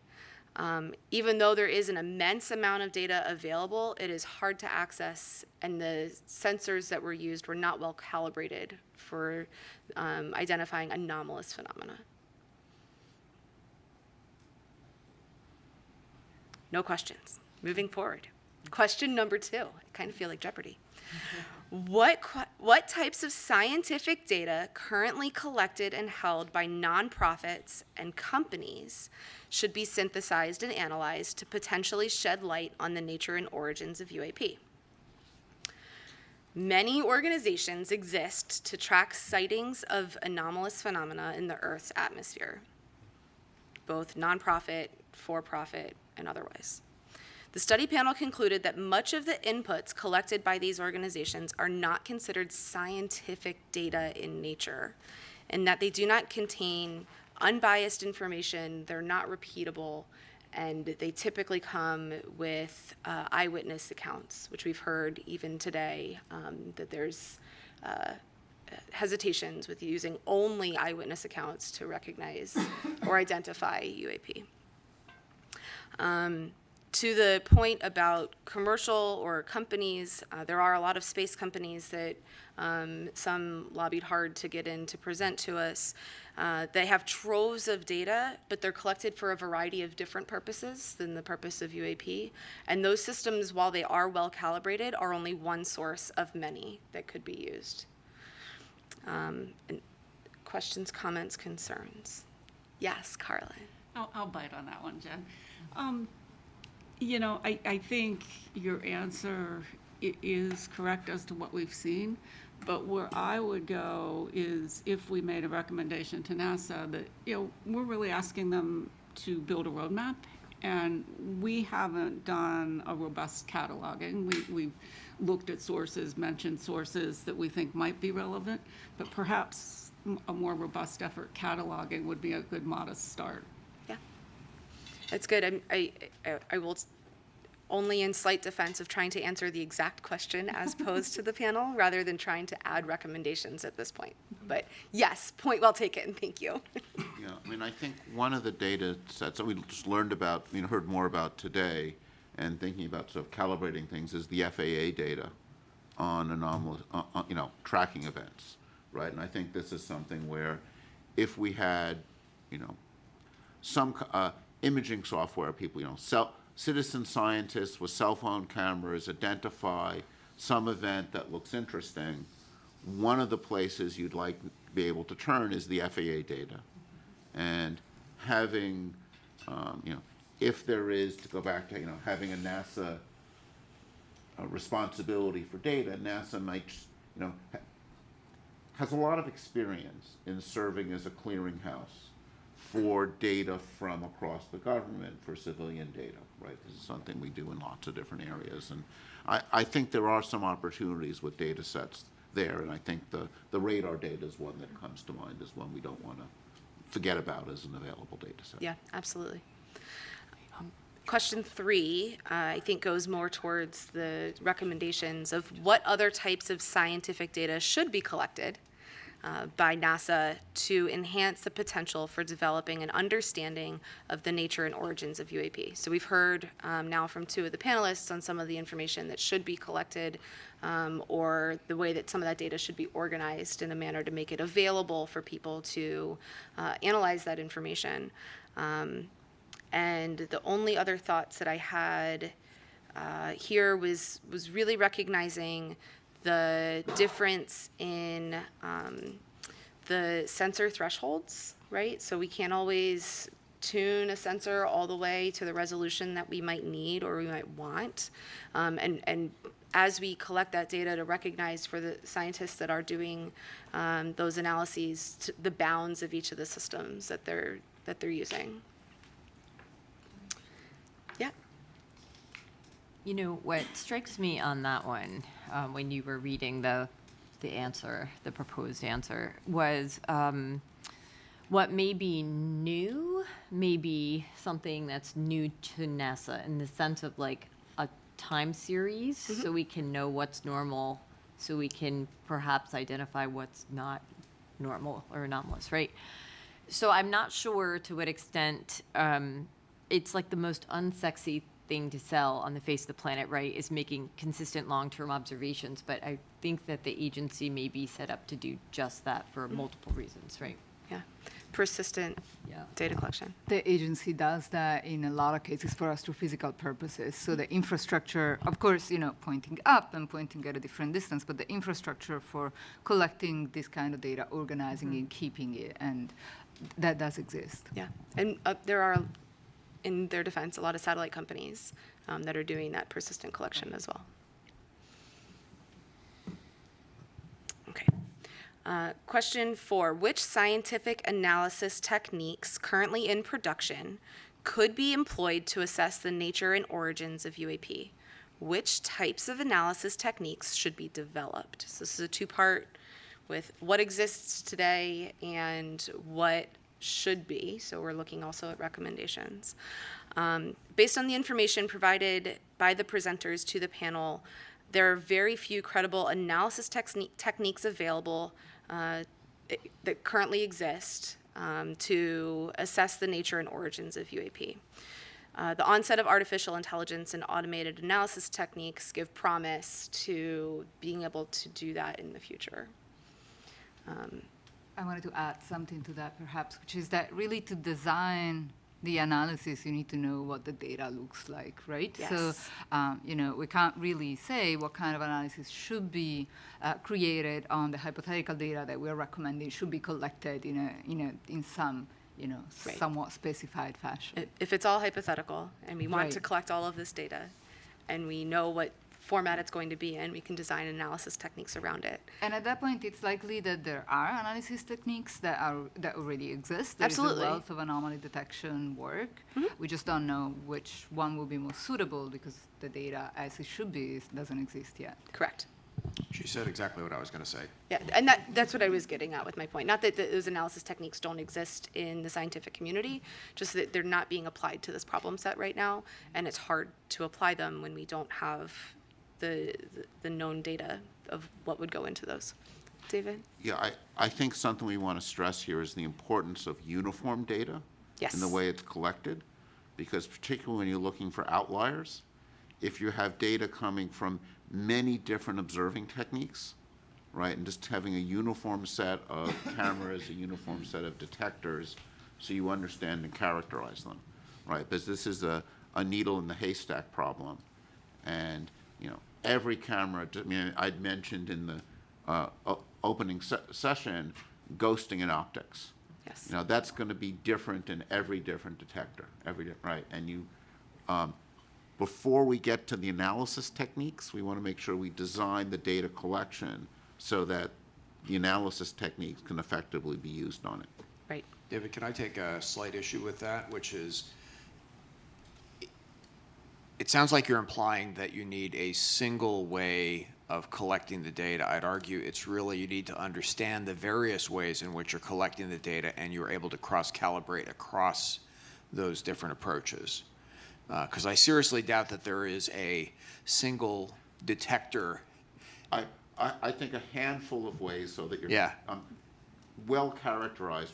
Things need to be well characterized to be useful, I guess is the way I would state it. And it takes time and energy to well characterize things. So that's I think the challenge.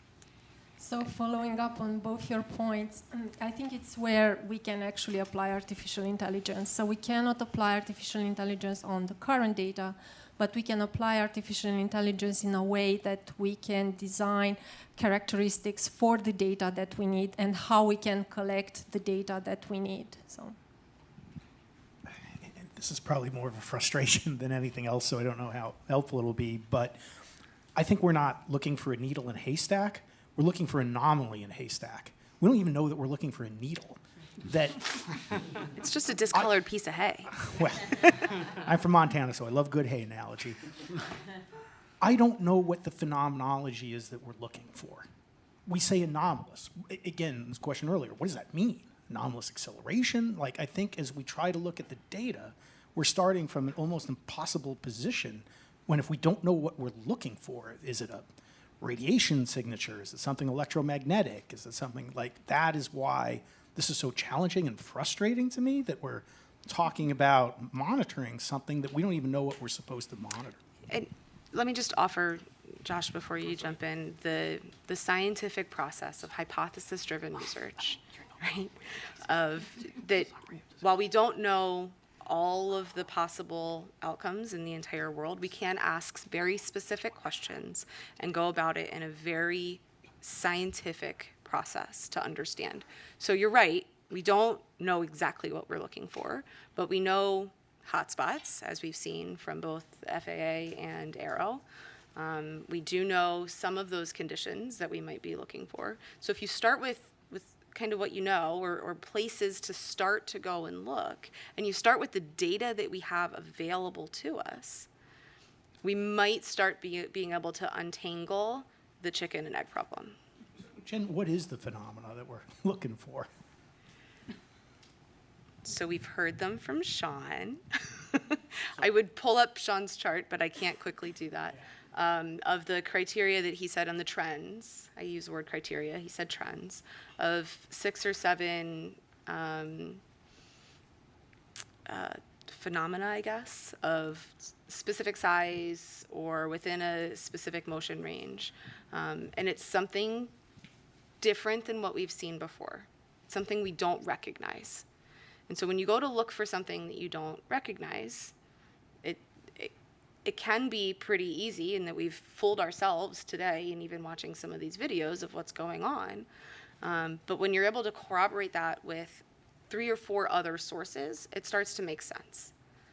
Right? So something that looks like magic to the naked eye or to that camera and that sensor isn't, once you understand all of the effects of what was going on in the surrounding environment.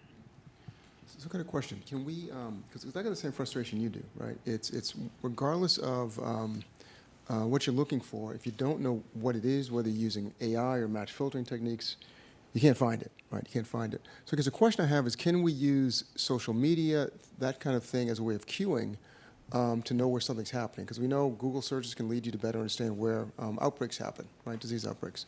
Can you use similar type of conflation of data to start saying, well, something's going on here, let's start queuing sensors in that area? That requires some real-time capability, but is that something we can think about? Can I object to that just a bit? You can find things that you don't know how they look. Okay. There is a lot of the algorithms in anomaly detection are really based on let's find out how what we know looks like, so that anything that doesn't look like that can be identified and spotted, and then we can think whether or not we understand it, right? And so I think the point about the homogeneous detectors really is about that. We need to have a solid understanding of the normal to detect the anomalous or the outliers, as we sometimes perhaps more often call them in science, right? Yeah, absolutely. I do want to be cautious of time. We were supposed to end this about 10 minutes ago. Right, so, but this is drifted into discussion, but I think we're doing discussion. So do you have any last topic you want to hit? If not, then we'll just open up to general discussion. I have 4 more questions that we're technically supposed to answer. All right, let's do one.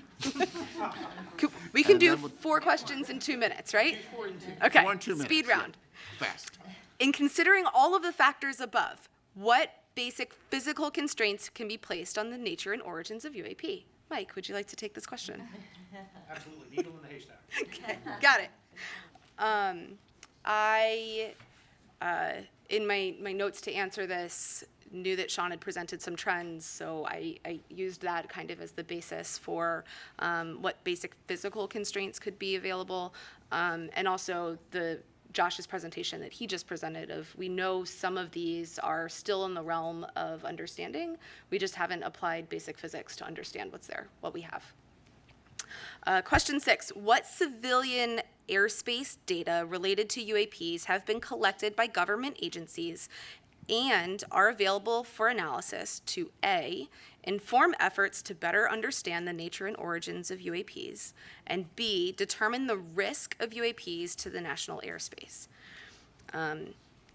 So we saw some of this in, I'm going to use examples from today to kind of move quickly. Some of this in Mike Free's presentation, talking about the air risks, right, that FAA is always looking out for. We know by altitude and by sensor and curvature of the Earth and line of sight, and as you get higher that you can see more, right? So we have a lot of civilian airspace data that can start to understand the nature and origins of the UAP, and determining the risk is based on how much you know, right? So you think about, I go straight to space and I think about satellites, and one tiny piece of space debris can destroy an entire satellite because they're moving really, really fast in the vacuum of space. It's not necessarily so true in airspace, right? But something that we don't know could have a severe impact on pilots and their flight plan and all of that, which then could really wreak havoc on all of the United States airspace. And so being able to understand and identify what those phenomena are will help de-risk the air flight safety in the national airspace. Question 7. What current reporting protocols and air traffic management data acquisition systems can be modified to acquire additional data on past and future UAPs? We've heard a lot of the reporting structures. It was talked about earlier today. Those probably can be adapted and improved, and it's up to us in discussion as the panel on what those recommendations might be. Question 8, and I'll get off stage. What potential enhancements to the future air traffic management development efforts can be recommended to acquire data concerning future reported UAPs to assist in the effort to better understand the nature and origins of the UAPs? The potential enhancements, automatic filtering of the knowns has come up as a talking point. These are specific really to acquiring data the tuning of those sensor platforms, the multimodal spectrum collection, and being able to kind of timestamp or geostamp each of those to corroborate the sightings. So I will leave the panel with that, with time to continue discussion. Thank you. Thanks. So, sorry. Okay, great. Let me go up to, lead this from there.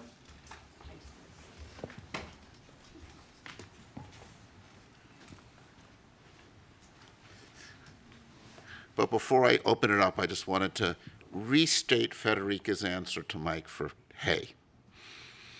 If you know the properties of hay very well, and you go through your haystack and say, I don't know what this is, but it doesn't look like hay. You don't need to have a match filter looking for a needle in a haystack if you know hay very well. And who said NASA couldn't speak to Middle America? Now, as a New York City resident, my impression is if you go through hay with you don't want to do it with your hands. But I defer to you on, yeah. You have no choice, but AIML would be good. Yeah, I think AM, yeah. So I want to, in the final minutes we have here before the public session, look to the future. I think a lot of us have looked at the data we have now with a sense of dissatisfaction and say, what data would you want and how would you want to collect it? And just think about, we don't need to design the detectors, but think about the characterization that we'd like, what wavelengths we'd like, and just to kind of throw that out as one way to think about what we might want to recommend. Paul. So one thing that strikes me in that question is that I'm not totally certain that we've dedicated our time and effort to looking for anomalies. I think by default there are some science communities that look for things like the genesis of a hurricane or a harmful algal bloom in the ocean or something in interstellar space. But I'm not sure we ever focused our interdisciplinary effort on that. And I think the question you ask is a really interesting one, part of our statement of task, right? But I'm not sure I can answer that quite yet. That's how I feel about that one. Sure. Shelley Wright. Yeah, going along with Dr. Bontempe's point there, we heard a lot from Arrow about specifics about the needle, 1 to 4 meters in size, 0 to Mach 2. You can then look at NASA's assets, right, and look at its spatial resolution, its spectral resolution, in particular the frame rate. I'm going to get to your question here, Dr. Spergel. You can look at the current NASA assets and try to say which ones could find that needle, the ones that Dr. Kirkpatrick put forward. That analysis has not been done. So one of my recommendations would be for NASA to convene a group and a task force to look at its current assets to calculate what current available data, and current facilities could answer insight into that. Now, to get to your future question, looking at this, I see Walter, is frame rate. I see a really big issue with frame rate. So if you want to catch fast-moving objects, you need to take quick images. If you want to get to these very small sizes and resolution, depending on altitude, where you're taking your image from ground or space, NASA will likely have to increase its frame rate into its detectors. I think a short answer to what NASA's current assets would be able to see would be really big haystacks that are moving very slowly, which I think is the point that you're making. But that doesn't mean that that data is not useful, because if it's able to characterize the background extremely well, that gives you a better idea of what unusual looks like. Basically, anything that you do that characterizes the background will contribute to an understanding. So we're going to have to cut this off now because we're now going to our public comment session. So turn that over.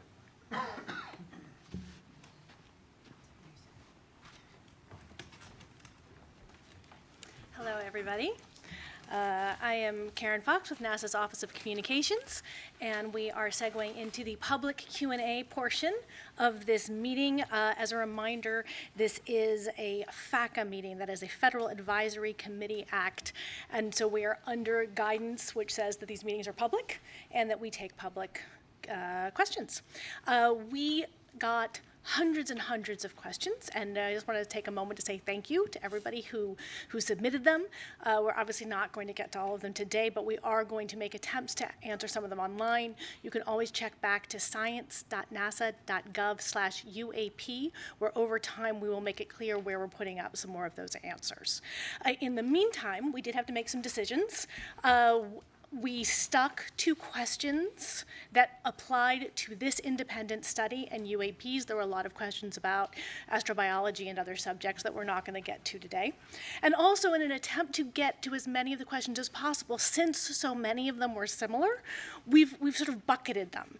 And that is how we're going to try to address as many as possible. So I'm going to toss the questions to you, and we'll look to getting some answers for our public questions. All right. So first set of questions are specifically about the data being used. So examples. What exactly are you incorporating into your report? What data are we using? What are some examples of data being used? Do we have multi-sensor data or of objects performing maneuvers that seem truly anomalous? Do we have photos, videos? What about having the NASA historian go through the NASA's historical records? Did you interview military or pilots for this study? So looking for some information about the kinds of data. I can toss to anyone. David looks like he's jumping in.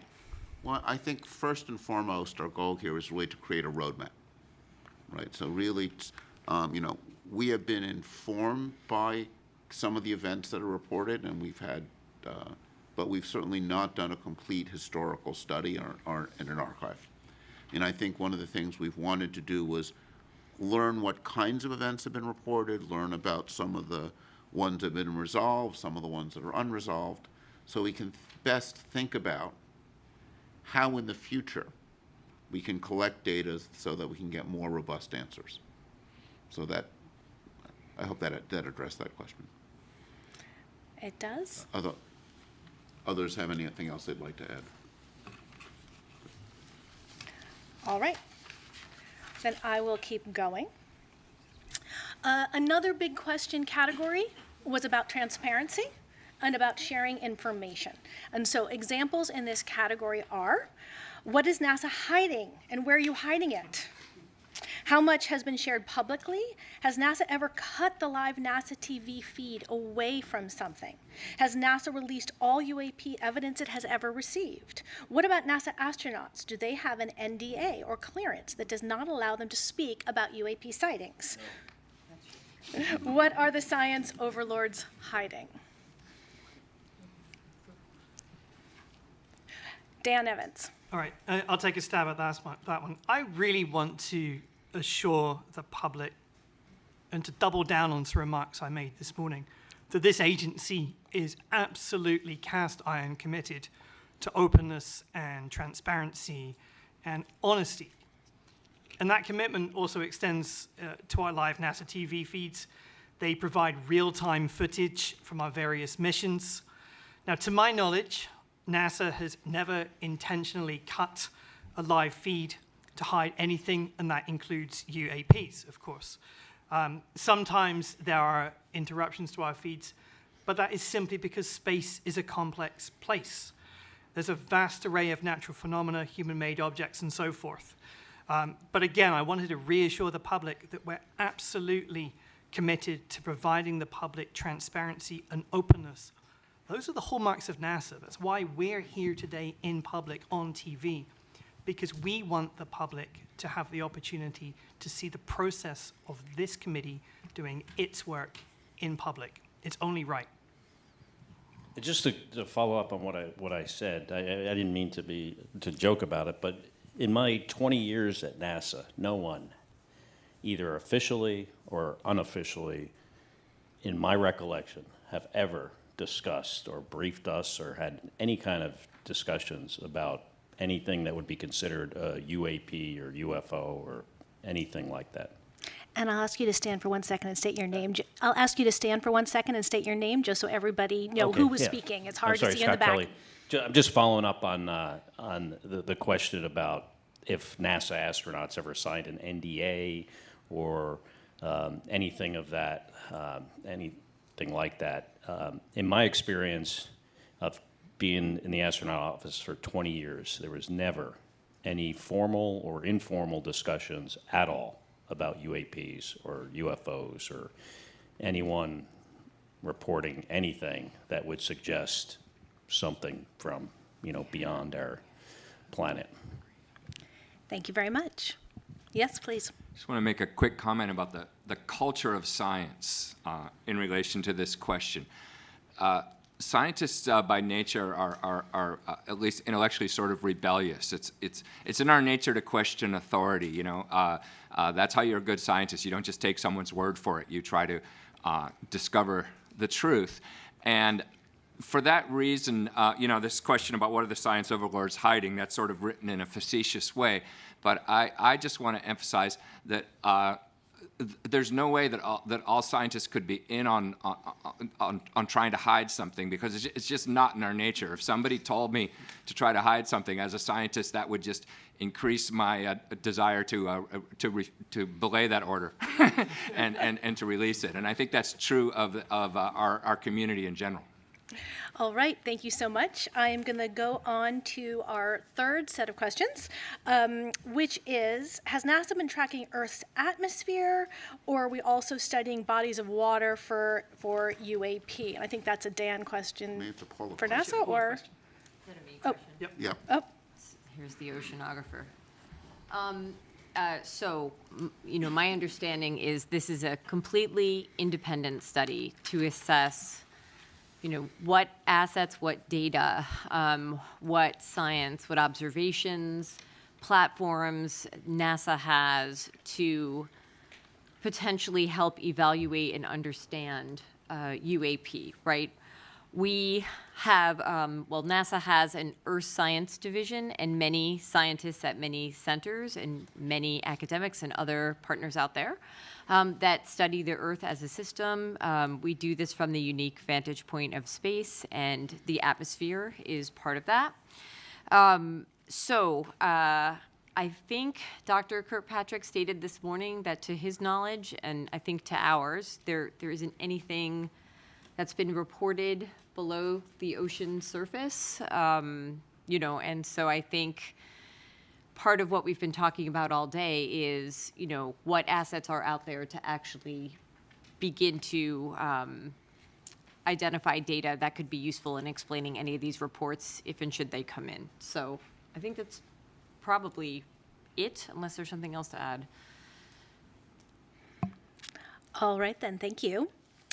Moving on to our fourth general bucket of questions. What are you doing to solve the stigmatization surrounding the study of UAP? I can take that one. And state your name if you wouldn't mind first.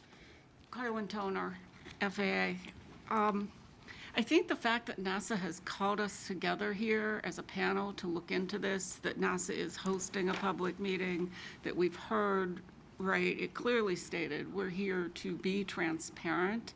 I think that's the first step in trying to really normalize the study of UAPs. And we talked a little bit earlier about the reporting, about how to make it credible. And we talked also about UAP in one of the earlier talks this morning of the definition of the A, whether it was aerial or anomalous, as the legislation now is. And really the distinction beyond UFOs, right? When we're looking at UAPs here, we're beyond just airplanes. We're looking at all types of anomalous phenomena. And so that's just a more inclusive term there. Yeah, still Mike Gold. Just wanted to emphasize what Carlin said, which is so accurate. I really consider it quite amazing that we're here having this discussion. NASA leadership deserves great kudos for this. And beyond, I think a recommendation that I'd like to make is that NASA participate in symposia, in panels sponsor research. When you have the NASA logo on that sponsored research, on the discussion, it really helps normalize and push back against the stigma. I think NASA can leverage its excellent reputation, both domestically and abroad, to help push back on that stigma. And I think it's important to do so not just for science and discovery, but for national security. That we've all seen what's occurred with balloons from rival nations. We don't want this stigma to be a vulnerability that rival nations can take advantage of.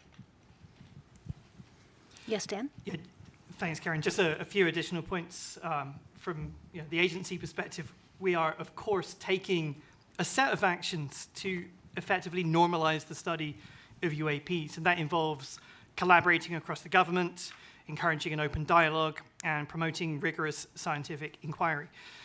Let me turn to each of those in turn. So in terms of promoting a rigorous scientific inquiry, the primary way we're doing this is by being truly rigorous and employing an evidence-based methodology in everything that we do. That is characteristic of scientific research. It's no accident that the people up on this stage are true experts in their respective fields, okay? So that is in turn going to help us to legitimize UAP studies. Encouraging open dialogue. So by holding public meetings such as this one and having open conversations about findings, then we're helping to normalize discussions again. And that really goes arm in arm with our commitment to openness and transparency with the public. And then finally, in terms of collaborating across the government, we're working very closely with other government agencies, not least Sean's office, Aero, to broaden the scope and the depth of our study. And I honestly believe that this collective interagency approach will lend credibility to the study of UAPs, and it's going to demonstrate the seriousness with which we're approaching this issue. Thanks. Well, that segues very nicely into what our next set of questions are, which is who we are working with. So the question is, who else is NASA currently working with, or do we want to work with to study UAP? And is NASA working with international partners?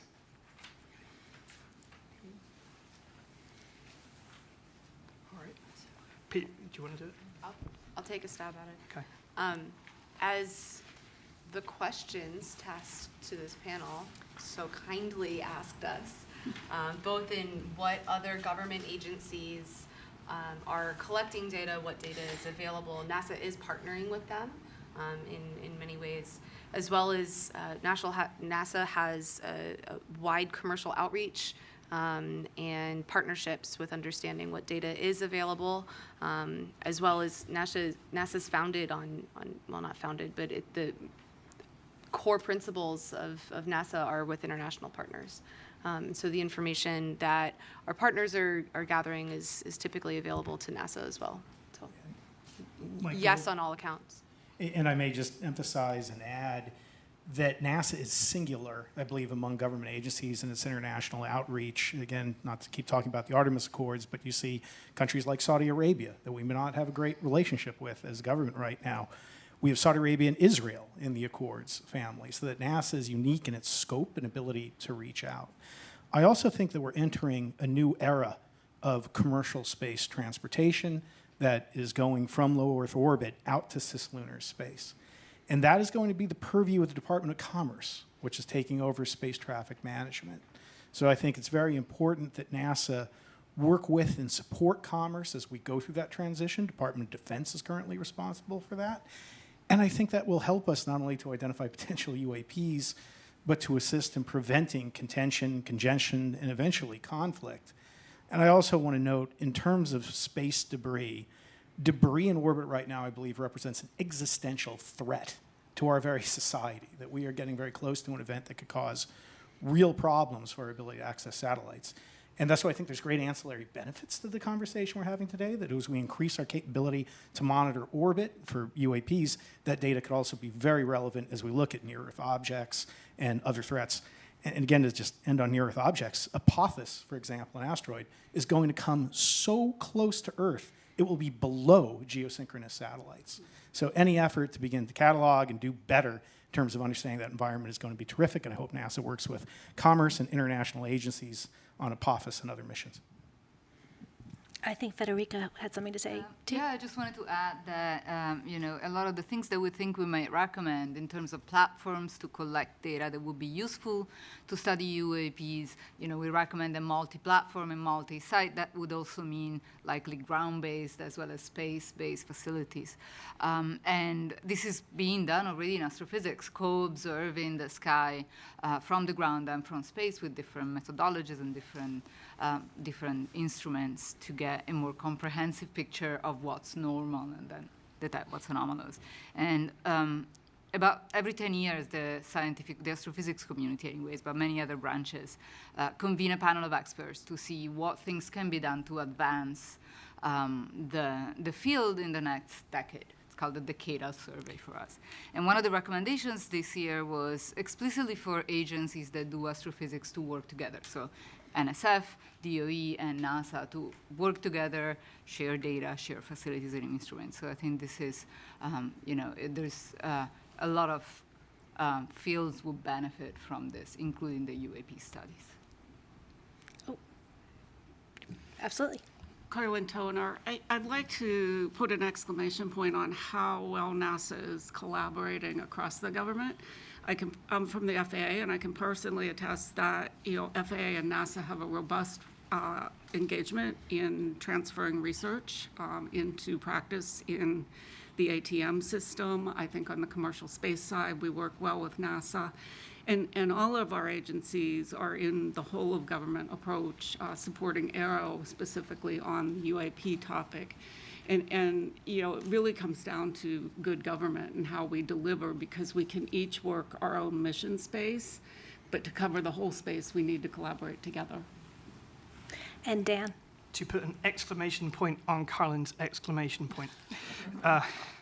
So I think it's important to say that we really do have a good relationship with the Domain Anomaly Resolution Office, Aero, Sean's office, and its previous or predecessor organization, the UAP Task Force. And we have really benefited from very fruitful collaborations among those various entities. And quite frankly, as a taxpayer, one should expect nothing less than the government to be working effectively across different units together. It's only right. That being said, it's also important to acknowledge what NASA's perspective is in this study, and to acknowledge that the Department of Defense, the intelligence community have massively different equities about the study of UAP, and they have different interests. Ours is a purely scientific one. So we collaborate, we consult. It's a very good relationship. And I agree wholeheartedly with Carlin that a whole of government approach is absolutely the right one to take. Great, thank you. I will move on to our sixth bucket of questions, which we had many on this topic. Is there evidence that UAP were created from non-human intelligence? All right. Yes, please. I will take this one. First and foremost, we are scientists, and we follow the scientific process. And I hope that the gathering here today showed a little bit of a glimpse on how the scientific process works. It's not a question that you can answer very quickly with yes or no. And we follow the data, right? So as scientists, we follow the data, we formulate hypotheses, we test theories, we follow the scientific process. The role of this panel has been to create a roadmap and a framework for how all scientists that are interested in this phenomenon can further study, can further collect data, can further formulate experiments, again, hypotheses, can test different methods, maybe even innovate on the methodology side of things, come up with new methods for how we can do basically science, but not just any kind of science, but the science of discovery and exploration, which is basically in the spirit of NASA. So just like Carl Sagan was saying, extraordinary claims require extraordinary evidence. We cannot make that kind of extraordinary claims at all for any kind of big subjects in science, whether it's UAPs, whether it's biosignatures, whether it's technosignatures. This question of whether we are alone in the universe is probably one of the largest questions that we've had in our history of science, in our history of humanity. And it's not one that we can take lightly. And that's why we need so many scientists and multidisciplinary and interdisciplinary teams to work together, and many organizations. So it's a process, it's a roadmap, and we work collectively on this. And we hope that within our lifetime, we will be able to answer this big question of whether we are alone or not, and also to better characterize this phenomenon, which is UAPs. So. I want to sort of supplement that excellent answer by noting that we have not seen the extraordinary evidence, right? I mean, in a sense, to give, to make the claim that we see something that is evidence of, non-human intelligence. It would require extraordinary evidence, and we have not seen that. I think that's important to make clear. All right, then, I will move on to our seventh set of questions. We received many questions about the budget that is being dedicated to this. How large of a budget will NASA allocate? How large of a budget is NASA allocating? And how large of a budget will NASA allocate towards the study of UAPs? Dan? Yeah, that's a Dan question. So there are two separate questions in there, which is, what is the budget for this group, this team, and what is the budget going forward, I think. Now, the budget for this independent study team is very consistent with any other of our external review groups that we bring into the Science Mission Directorate on an annual basis. So, we have maybe 100, 200 such groups, entirely consistent with that. Also important to say, going forward now, that NASA has not established a program relative to UAP. And as a result, there's no associated programmatic funding. But this is how NASA works. Federal budgeting is a complex journey, of course, and the way NASA, particularly NASA Science, likes to work is we anticipate and wait recommendations from independent groups such as this one, and we need to wait on final recommendations, and then we'll make an assessment. So too early to say, but of course that's all couched in the fact that federal budgeting is a very complex process, and we will always follow the law. All right, we're making good time. We have one more question that encompassed many of the ones we got, which is, has NASA encountered any aliens or extraterrestrial life? What happens if the public comes across extraterrestrial life? What would NASA do if extraterrestrial life was discovered? What would NASA study or do if extraterrestrial life was discovered? Now, I think it's worth making a distinction that when we talk about extraterrestrial life, we do have a study within NASA of astrobiology, which is not intelligent life necessarily. And so I invite you, as you answer this question, to make clear the distinctions as you are talking in terms of UAPs as well as any astrobiology work that we do. I would start by saying one of NASA's big questions is there life out there? Right, and a lot of what NASA's doing in its exploration of the solar system and beyond is focused on searching for life in any form, extraterrestrial life. I think one of the things we have learned in the past 20 years is planets are common. We knew, of course, about the planets in our solar system, but we now know there are lots of planets out there. So there are lots of potential environments for life. And I think one of the most fascinating questions is, do any of those planets host life? And that's something that NASA is trying to address in a host of different ways, whether it's probes that are landing on planets or designing missions that will look for signatures of life around other planets. So the search for life is a really important theme. We haven't found life beyond Earth yet, right? I mean, let's be clear about this. We haven't found it yet. but we're looking, and we're looking for it in lots of different ways. And, you know, David was discussing technosignatures as one way that we can look both within our solar system and beyond. And there's a lot of different elements, I think, of this potential search. And, you know, just to go back to something that was phrased in an earlier question, you know, is NASA hiding anything about this? No. This is actually what, you know, answering this question is one of the things that NASA as an agency is excited about. It's something that lots of scientists working with NASA are excited about, is this question of, is there life out there? You know, and I think one of the things that makes this question of are we alone such a central question, not just to the scientific community, it's a central question, I think, for the public.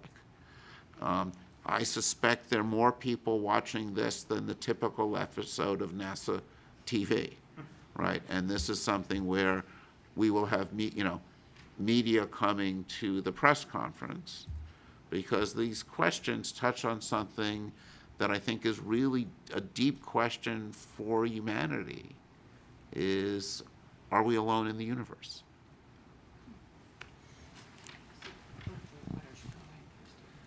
Yeah, just to kind of echo what David said a bit, I mean, obviously this is something we think a lot about in astrobiology. What if we succeed? You know, we are very driven to try to find real evidence of extraterrestrial life, and we would be highly driven to share that if we found it, because everyone wants to show that they've been able to succeed in what they're trying to do. And you know, one perhaps illustrative example is to think about what happened when we came close, when NASA thought maybe they had discovered extraterrestrial life. And a big event, actually, in the history of astrobiology was in the 1990s, when some scientists had thought that they had discovered fossils in a meteorite that came from Mars.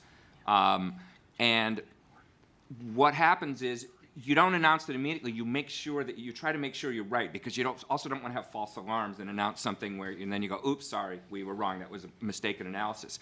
But what happened was, when the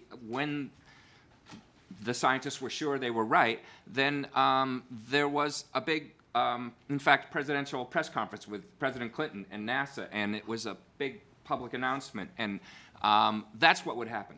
If we discovered something, we would try to make sure we were right, and then we would very proudly and loudly let the public know about it. Thanks. We have just 1 minute left, so I'll let you finish up. Yeah, thank you. The only thing I wanted to add, I wouldn't at all liken it to alien or extraterrestrial life, but in astrobiology and exobiology, you know, there is the exploration of our planet as an analog for what might be found on other worlds, you know, and what is extreme cold, what is extreme heat, a volcano, a black smoker at the bottom of the ocean, what lives there, and how is that even possible? And things we still discover throughout our ocean might look alien to a lot of people, right? And we keep discovering new species of different things, whether they be microbes or algae or, you know, charismatic megafauna, whatever they are. But there are synergies. I know there was an initiative years ago at NASA called Oceans Across the Solar System, and the idea was, could our own Earth's ocean be used and the life within it as an analog for what might be discovered elsewhere? So I think that's an example of a potential synergy of interdisciplinary science, research, observations, et cetera, collection of data and information gathering that could be useful in the future. Thank you all so much. I will hand it back to David Spergel, your chair.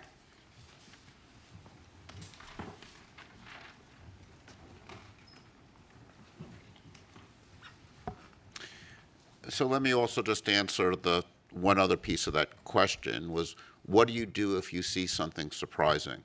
Right? Where do you report? And this is something where, just to come back to something I mentioned in my opening remarks, the AARO is our lead agency for UAPs. And while we've talked about life in this context, most UAPs I think when one looks at the data in more detail, are going to turn out to be phenomena we understand. We saw this with some of the balloons or commercial jets. We saw those examples. Some UAPs, and we saw this with the Chinese balloon that flew over, is an issue sometimes of national security. So we actually do want to encourage people, just from that angle, to report it. So, just before we'll transition to summary, but just want to answer on that question, that to keep in mind that the AARO's role is to be the prime source for understanding those things, and what our charge is to think about what's NASA's role. And I think NASA, and this is something. I want to now go back to discussion. We didn't have that much time for it. Just to come back to, what we see as NASA's role in this. I think one piece we've talked about is NASA can help remove the stigma. NASA can draw more of the scientific community in. And I think what NASA can help do is provide standards of high data quality. I think one of the things that many of us who've not looked at this before, I'd certainly put myself in this group, was struck by the limited nature of the data, that many events had insufficient data, and that in order to get a better understanding, we will need to have high quality data where we understand its provenance, data from multiple sensors. And I think one of the things that, even from the same sensor, as we saw, in Josh's analysis, also in the event Sean showed us, when you can observe an event over time and get velocity information, that gives you a lot of additional information. So we're going to want things with high frame rate. We're going to want things from multiple perspectives. So I think those are all going to be pieces of things that we want to think about. I think this is an opportunity for citizen science. I think if we can come up with recommendations in our roadmap that point to ways in which we can people can collect data. I remain a big fan of these things. They do take over our lives too much, but they are fabulous data collectors and I don't know, there's something like 3-4 billion of them that are on the planet, and NASA, I think, has the prestige and visibility to develop an app or work with companies to develop apps that could collect data in a uniform and centralized way that I think will, most of the stuff that's collected is going to turn out to be commercial planes, balloons. When you have multiple cameras, you can eliminate some of the optical limitations of ghosting and those effects. Some of them will almost certainly be novel physical phenomena, right? I think it is, we have learned a lot about our planet and how the universe works. There's a lot we don't know, right? I think, as scientists, what is the most exciting thing is the surprises. And I think that there are things that continue to surprise us about our own planet. There's phenomena in our atmosphere and the ionosphere that we probably haven't seen yet. Or perhaps we've seen and not noticed yet, right? And there's, I think, a long history in science when you look back and you realize that this discovery had a pre-discovery. So people had seen something before and were missing it. And those pre-discoveries were not of note, often because we had biases against seeing it, but often because there was limitations in data quality. And, one of the things I was taught is when you have a question you don't know how to answer, you start by getting better data. And You know, we're coming, you know, I get to do the summary, and as the chair, I get to, you know, summarize a conclusion. And we need better data, would be my takeaway.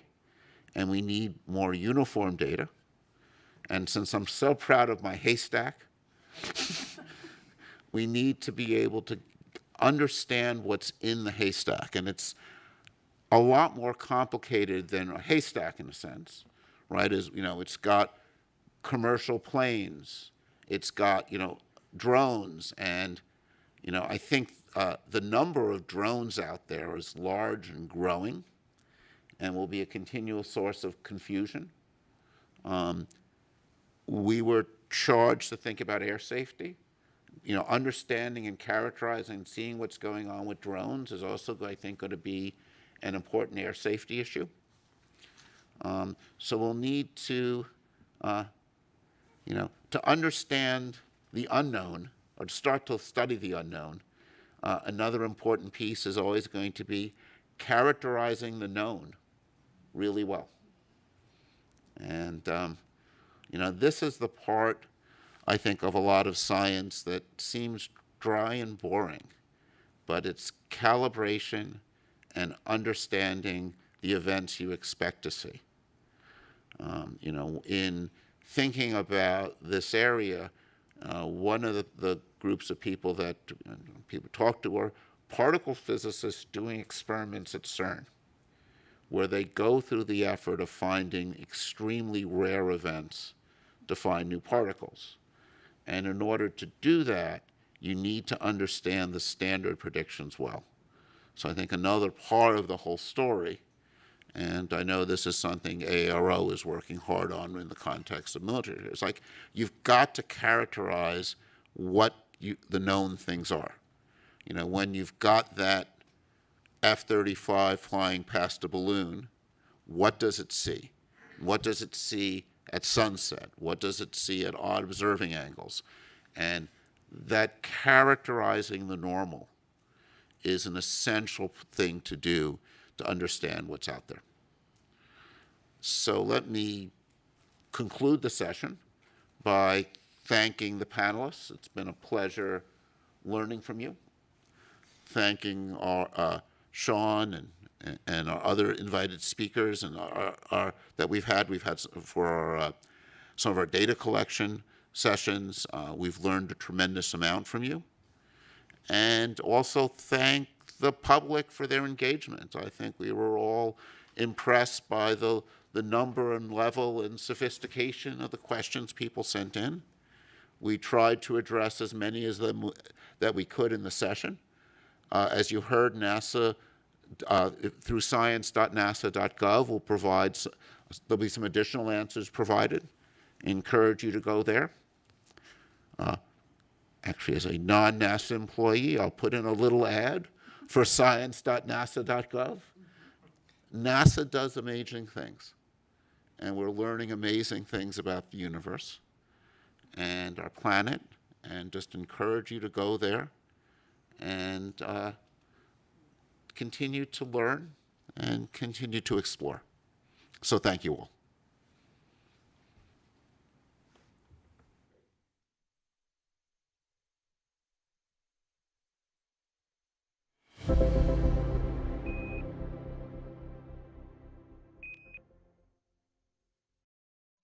We are going. The history of this agency is marked with broken barriers, once viewed as impossible, with science fiction turned reality, with innovations that have spun industries all their own, and with demonstrations of peace for all humankind. We soar in the skies of our home planet. We maintain a human presence just outside of gravity, and we touch points all across the solar system and beyond. We're going back to the moon, and this is why. The moon is a treasure trove of science. It holds opportunities for us to make discoveries about our home planet about our sun, and about our solar system. The wealth of knowledge to be gleaned from the moon will inspire a new generation of thought and action. Without fail, every major program and mission NASA has invested in has led to technologies and capabilities that have shaped our culture. The breakthroughs of the Artemis era will define our generation and the generations to follow. The tens of thousands of jobs associated with propelling us to the moon today are just the beginning of a lunar economy that will see hundreds of thousands of new jobs develop around the world. This is not an ambition of one entity or one country. The exploration of the moon is a shared effort, woven together by a desire for the greater good. Why the moon? Because the missions of tomorrow will be sparked by the accomplishments of the Artemis generation today. Because the ambition to go has already begun. and because Mars is calling. We need to learn what it takes to establish a community on another cosmic shore. So let's camp close before pushing out. And so, we go to the moon now, not as a series of isolated missions, but to build a community on and around the moon capable of proving how to live on other worlds.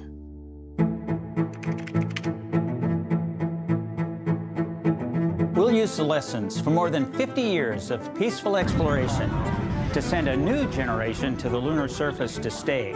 We will anchor our efforts on the lunar South Pole to establish the Artemis Base Camp, positioning us for long-term science and exploration of the lunar surface. We will prove